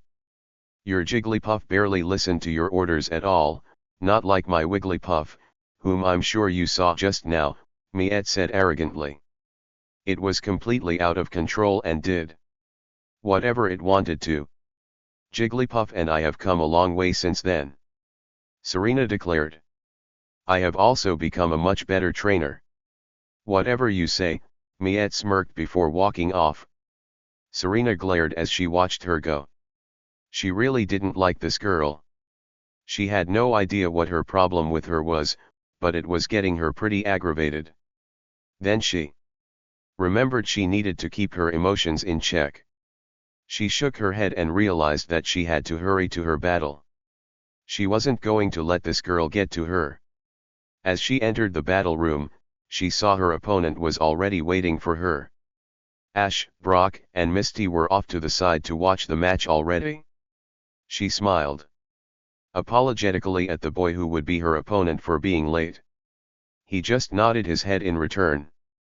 May the dame and Beau curtsy and bow to each other respectively, the judge said, Serena and the boy doing so. You may now choose your Pokemon. The judge told them. Electrode. I choose you. The boy called as he released a Pokemon that looked like an upside-down Pokeball with a face. Electrode. I haven't seen that Pokemon yet, Serena mumbled as she and Ash took out their Pokédexes to scan it. Electrode, the ball Pokemon and the evolved form of Voltorb. It stores electricity under very high pressure and can often explode with no warning, said the robotic encyclopedias. Okay. Here we go. Eevee. I choose you. Serena declared as she released the evolution Pokemon. Eevee came out of its Pokemon with a delightful cry before turning to Serena to use tackle on her. Serena caught Eevee just in time and sighed in relief. At least that would have saved her some embarrassment. Eevee, now isn't the time for playing. I need you to help me right here by participating in this battle. Will you do it for me? She asked nicely. VV. It responded happily before leaping out of her arms and running to the center of the battle room. Your Eevee is cute, but that won't beat Electrode, the boy told Serena. We'll see about that. Serena smiled back with determination. Do you think that Eevee has enough power to take out that Electrode since this is its first Battle Chateau challenge? Misty asked the others. I don't know. Serena definitely has to use it at some point. She can't start it off with the easier challenges now that she is a countess. It would be better to use it the first round, rather than later on when there is more at stake, Brock reasoned. I've seen Serena train hard with Eevee. I think she can pull off a win, Ash said. This is an official Battle Chateau challenge between Serena and Hayden. There will be no time limit. Begin. The judge hollered. Eevee. Use charm. Serena immediately called out. Dodge it, Electrode. Hayden called. The Electrode quickly rolled out of the way and began moving around the room at a fast pace. Change that rolling into a rollout. Hayden yelled. The Electrode changed tactics and immediately began charging for Eevee. It was faster than any Pokemon Serena had encountered so far. The Electrode kept going and was too fast for Eevee to dodge. It crashed right into the evolution Pokemon, which sent it flying. Eevee soared through the air but was able to twist itself at the right angle to land on its feet gracefully. Not bad, but Electrode just gets faster and more powerful with each rollout. Hayden called as his Electrode built up speed and continued to roll around the room. Try swift this time, Eevee. Serena shouted. Once again, Eevee shot several star-shaped forms of energy at Electrode.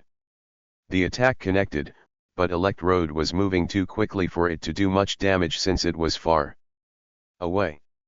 With the exception of Swift, it was too quick to attack from far away, but also too quick to where Eevee couldn't get in close to attack. What could she do? Use Thunderbolt while rolling, Electrode. Hayden called out. The ball Pokemon charged up and shot several streams of lightning around the room. Because it was rolling at the same time, the electricity was going all over the place. Try and dodge, Eevee. Serena cried. Eevee did its best to dodge the electricity going all over the place, but was eventually hit by one and sent to the ground on its stomach. Finish this with one more rollout, Electrode. Hayden called as his Electrode once more began steamrolling towards Eevee. As Electrode was coming toward Eevee, Serena was wondering what was up with the evolution Pokemon. It would do so well when she was training with it, but a quick look at Eevee's eyes told her that it looked like it didn't really want to battle right now. That's when it hit her. Eevee was a very playful Pokemon and loved to have a good time. When she trained with it, there would always be toys or games involved, which is why it did so well. It's because it was having fun. Serena realized that for Eevee to do well in battle, she would have to cater to its love of having a good time.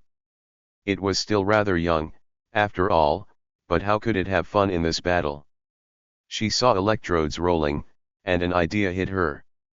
Eevee, wait until electrode gets close, and jump on top of it at the last second. Serena called. Eevee turned back to its trainer and nodded its head. As electrode came closer, Eevee was getting prepared. Just before electrode got close enough, Eevee made its move. It leaped high into the air and landed on top of the ball Pokemon. It then began to ride electrode as it was rolling around the room. Eevee smiled at being able to ride the ball Pokemon. Nice job, Eevee. Are you having fun? Serena asked with a smile. V. It responded happily as it continued to ride the ball Pokemon. You think so, huh? Electrode. Thunderbolt. Hayden yelled. Use Swift, Eevee. Serena yelled. Before Electrode could launch Thunderbolt, Eevee looked down and sprayed Electrode with several star-shaped energy balls. The ball Pokemon was struck by the attack and yelled in pain. It then started to get wobbly as it was getting thrown off balance. While it is stunned, push Electrode with all you have, Eevee. Serena shouted. While it was running on Electrode, Eevee gave a mighty push with its feet and gracefully hopped off Electrode. Electrode continued rolling in a straight line due to the force and crashed into a wall quite hard due to the speed at which it was going. Trode. The ball Pokemon said dazedly. Snap out of it, Electrode. Hayden yelled. Now use takedown. Serena commanded. Eevee charged towards the dazed Electrode with all of its might and crashed into it, knocking it several feet back and into another wall, where it fell in defeat. Electrode is unable to battle. The winner is Eevee. The judge decided as he waved a flag in Eevee's direction. That was great, Eevee. Serena smiled as she ran forward to hug her Pokemon. The evolution Pokemon turned to Serena and gave a huge grin before running forward and tackling her. Serena decided to let it this time since it scored a victory for her. She was knocked to the ground as Eevee climbed on top of her stomach. They both began to laugh together as the others approached her. That was well done, Serena. Misty smiled. It was. Using Eevee's playful nature to win the match was very clever. Each Pokemon has their own needs in battle, and you definitely found Eevee's, Brock praised. You were awesome, Serena. You and Eevee make a great team. Ash said while he gave Serena a thumbs up. Pikachu did as well with its good arm. Thank you. Serena replied as she hugged her Pokemon. Here's to many more fun and exciting battles, right Eevee? VV. It responded enthusiastically. Both Serena and Miette had made it to the final round in the Battle Chateau tournament and were about to face each other. All of them were standing out in the lobby, and, needless to say, they were glaring at each other. You might have done okay with your Eevee, but there is no way you can beat my Wigglytuff with how wild your other Pokemon are, Miette said to Serena arrogantly. Oh yeah? How about I prove to you that Jigglypuff and I are a great team? Serena fired back. Hold on, Serena. Jigglypuff is a good battler, but you might want to give it some more training before using it in another Battle Chateau challenge, Brock advised. Serena thought about the words Brock said. If she had learned one thing in Saffron City so far, it wasn't to be so rash. She was letting Miette exploit her weaknesses such as Ash's attention and her pride in her relationship with her Pokemon. She had to keep a cool head. Then again, she felt that choosing Jigglypuff was the way to go. She sensed something good might happen if she were to use it. Thanks for the advice, Brock, but Jigglypuff, and I can do it? Serena smiled. Pardon me, it is time for both your matches. Please follow me, Hennessy informed them before leading them to the battle room. As they were walking along, Miette gave a sideways glance at Serena to make sure she was looking before pretending to trip. As she fell forward, Ash reached out and grabbed her. Just before she fell, Serena frowned at this. Why did Ash have to be so nice and not just let her fall? Serena would have liked nothing more than to see Miette fall flat on her face. After an obvious fake attempt at tripping, but Ash's kindness had to kick in. It was one of the few times Serena wasn't pleased by his gentlemanly attitude. Thank you, Ash. You're such a gentleman, Miette said. You're welcome. Just try to be careful, okay? Ash smiled back. Miette returned Ash's smile before stealing a quick, catty glance at Serena to see her reaction. Serena glared before blushing and turning away once more. Stay calm. You know that Miette is just trying to distract you. Be mature and stay focused, Serena thought to herself. Once the group was inside the battle room, Ash, Misty, and Brock went over to the side of the room to watch while Miette walked to the far side of the room, but not before giving a smirk to the honey blonde-haired girl. Serena really hated that smirk. She couldn't wait to beat Miette to show her how wrong she was, and she was going to do it with Jigglypuff. Is everyone set? The judge asked, receiving a nod from Serena and Miette. Very well. This is an official battle chateau match between Serena and Miette. This is the final battle, and the winner shall advance in rank.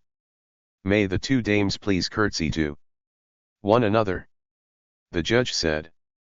Both Serena and Miette curtsied to one another, but their motion seemed very forced. Ash took notice of this and turned to Brock and Misty in confusion. What do you suppose is up with those two? Ash asked. Have you really not noticed the tension between those two today? Misty answered with a question of her own. No. Why? Ash wondered. Those two clearly have a strong dislike for each other. As to why is anyone's guess, but they haven't been getting along the whole day. Both Brock and I have seen them give each other glares throughout the entire day. If I'm not mistaken, I'm thinking Miette is almost trying to get under Serena's skin on purpose, Misty replied. Miette seems like a really nice girl. Why would she do that? Ash questioned. Of course she would seem like a nice girl to you. Miette is using your kind nature to annoy Serena. That fake trip on the way to this room is a perfect example of that, Misty revealed. But why would me being nice and helping Miette upset Serena? Ash asked, clearly missing the point. Both Brock and Misty sighed at that remark and chose not to say anything. Both dames may now choose their Pokemon, the judge declared. I'm going to be nice and choose my Pokemon first. Go Wigglytuff, Miette said as she released the bigger balloon Pokemon. I'll show you just how far I've come along since Cerulean City. Go Jigglypuff! Serena yelled as she released it. Jigglypuff came out of its Pokeball and gave a bow and a wave to an invisible audience like it usually did. Well, it certainly is an attention hog, Miette snorted. Now that the dames have chosen their Pokemon, there will be no time limit. The match starts now, announced the judge. Go and use Double Slap, Jigglypuff, Serena called. Use Charm, Wigglytuff, Miette countered.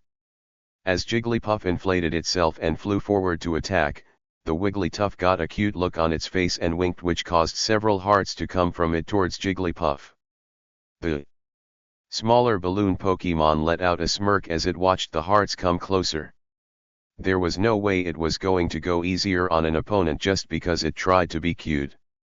Nothing was as cute as it was.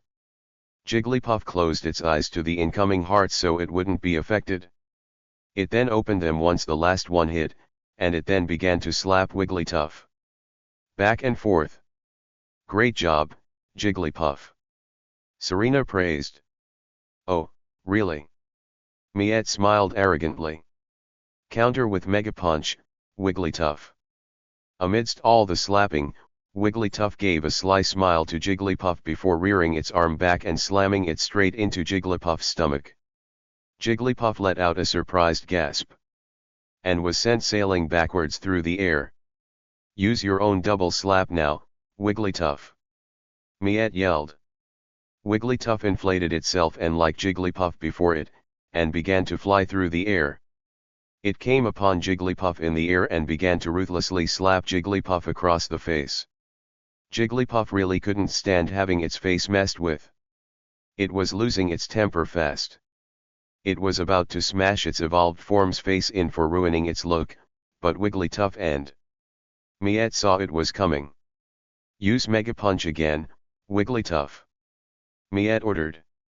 Wigglytuff quit assaulting Jigglypuff with slaps and once again gave a mighty blow to Jigglypuff's stomach, effectively deflating it.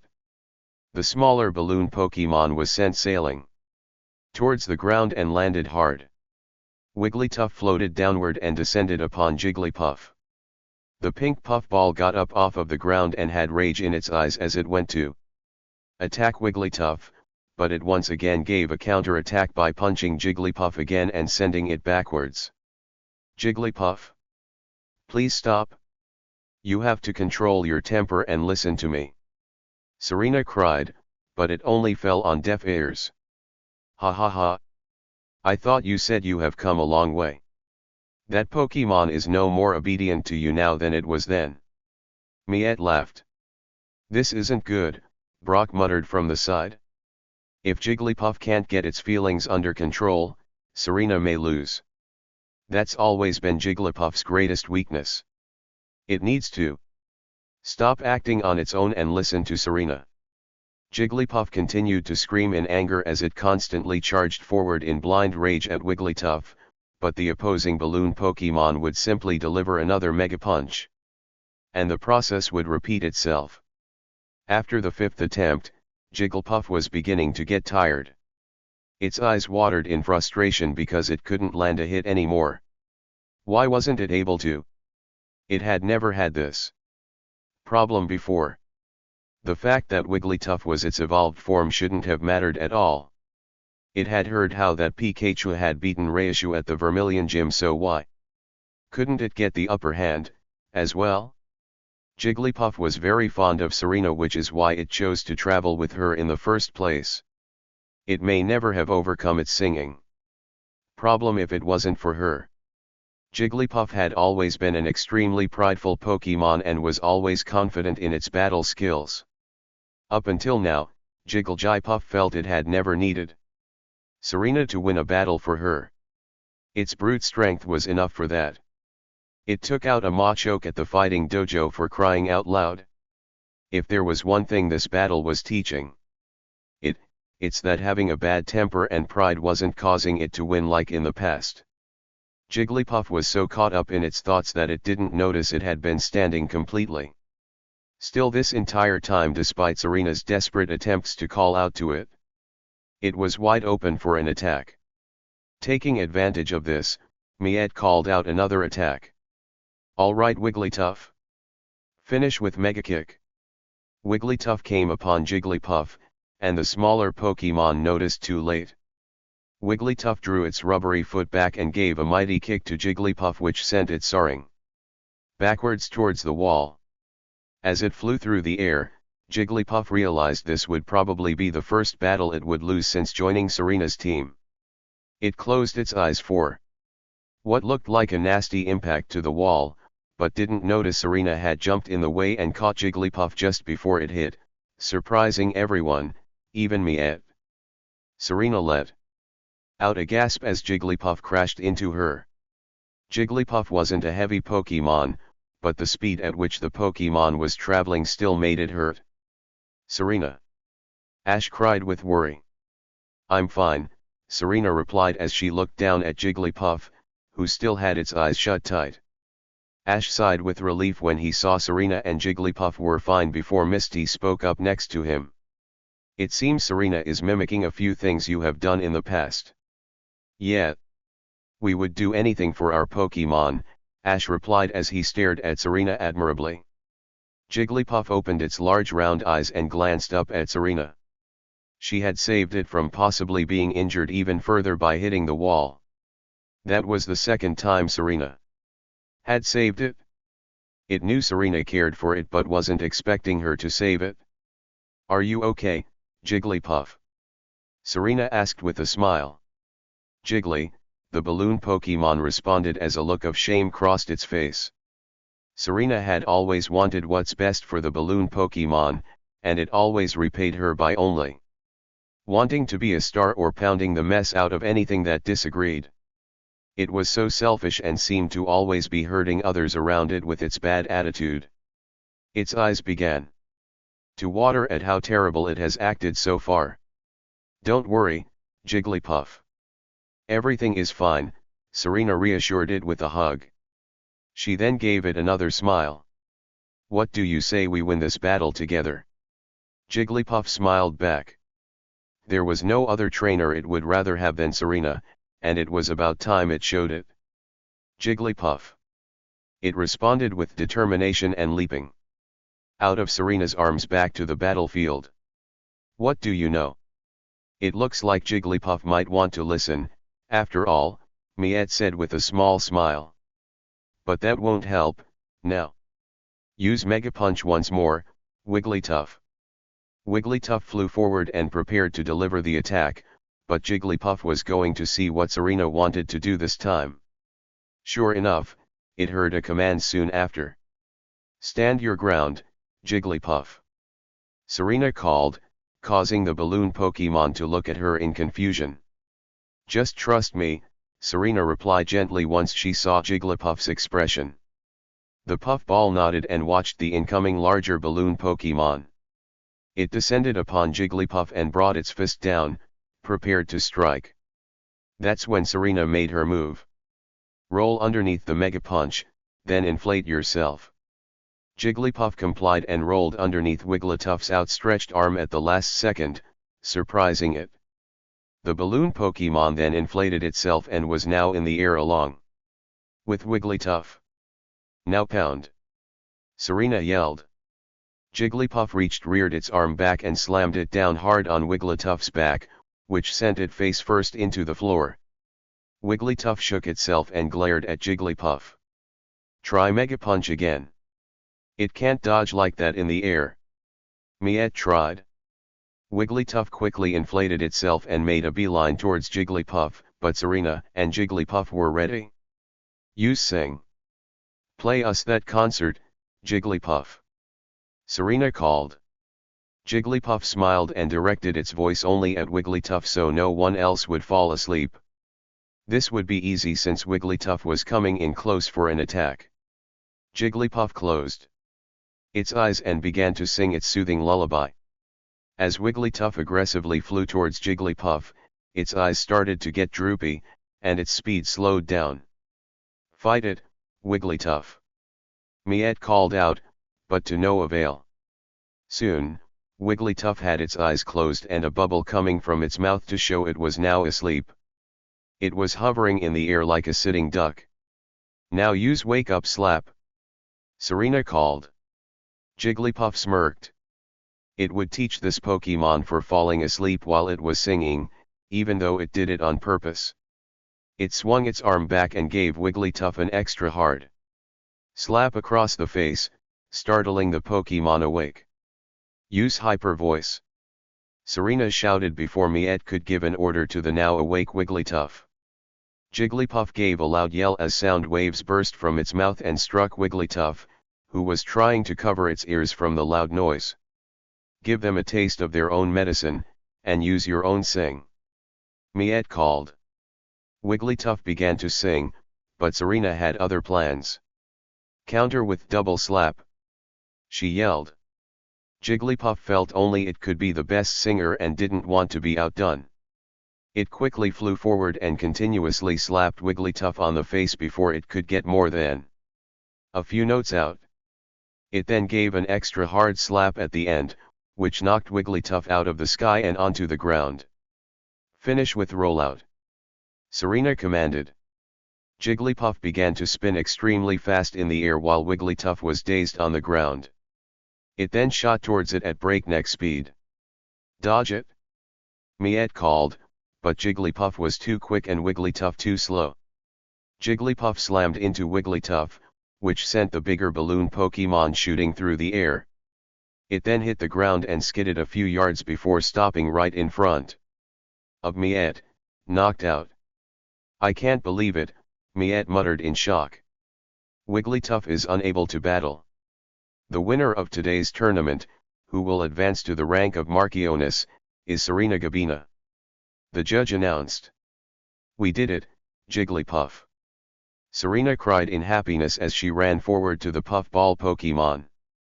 Jiggly! It exclaimed with equal happiness as it deflated itself and ran towards Serena. It then leaped into her awaiting arms and snuggled into her chest. Thank you, Jigglypuff. You were wonderful. We make a great team, don't we?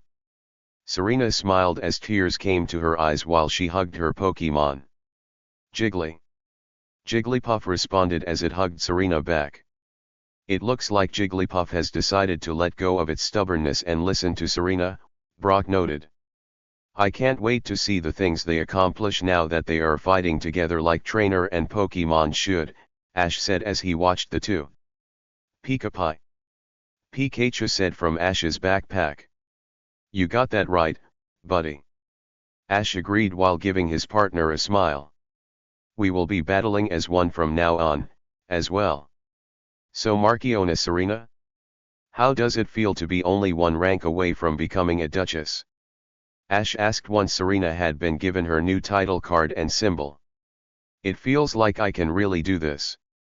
When I first started out, I couldn't imagine getting this far in the battle chateau, but now that I'm here, I think it can become a reality. Serena replied. There you go. Brock approved.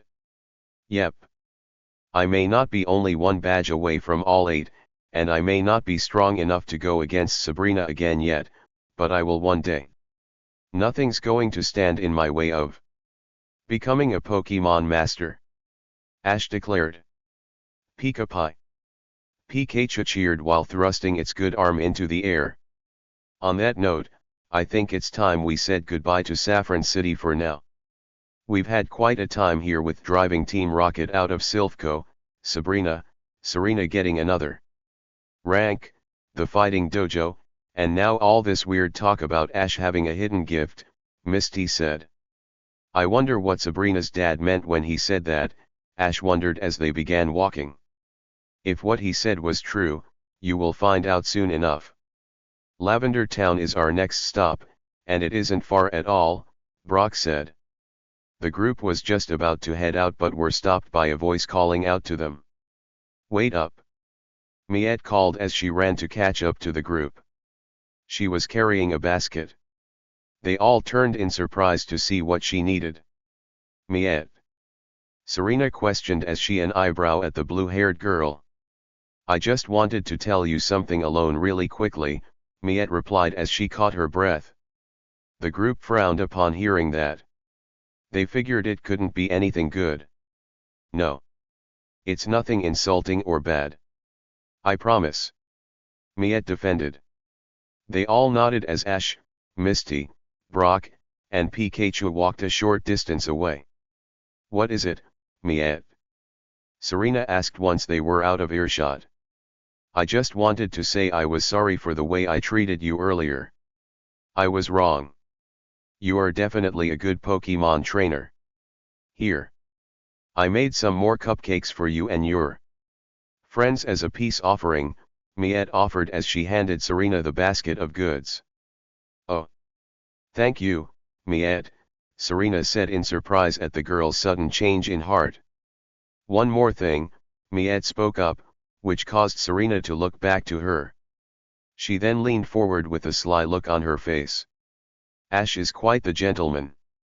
If you keep your head in the clouds for too long and don't take action, another girl could steal him from you, even me. Serena blushed heavily at that remark, but then smiled. You're right. I'll see you later. You all take care of yourselves. Goodbye. Miette called as Serena joined the others, and they began to walk away. They waved back until Miette was out of sight. As the group began to exit Saffron City, Serena looked at the cupcakes Miette had made. Ash really seemed to like the sweets. It was then Serena realized that she didn't know much about cooking herself. Ash's birthday was also coming up pretty soon, and he would no doubt want a cake. It was then Serena had a strong urge to make the cake herself. She was becoming older as well, and would certainly need to learn how to cook sooner or later. She then knew the perfect person to ask. "Hey, Brock," Serena whispered as she leaned over, grabbing his attention. "What's up?" Brock asked quietly as he turned to her. "Will you teach me how to cook?" she asked. Brock smiled. "Sure. No problem."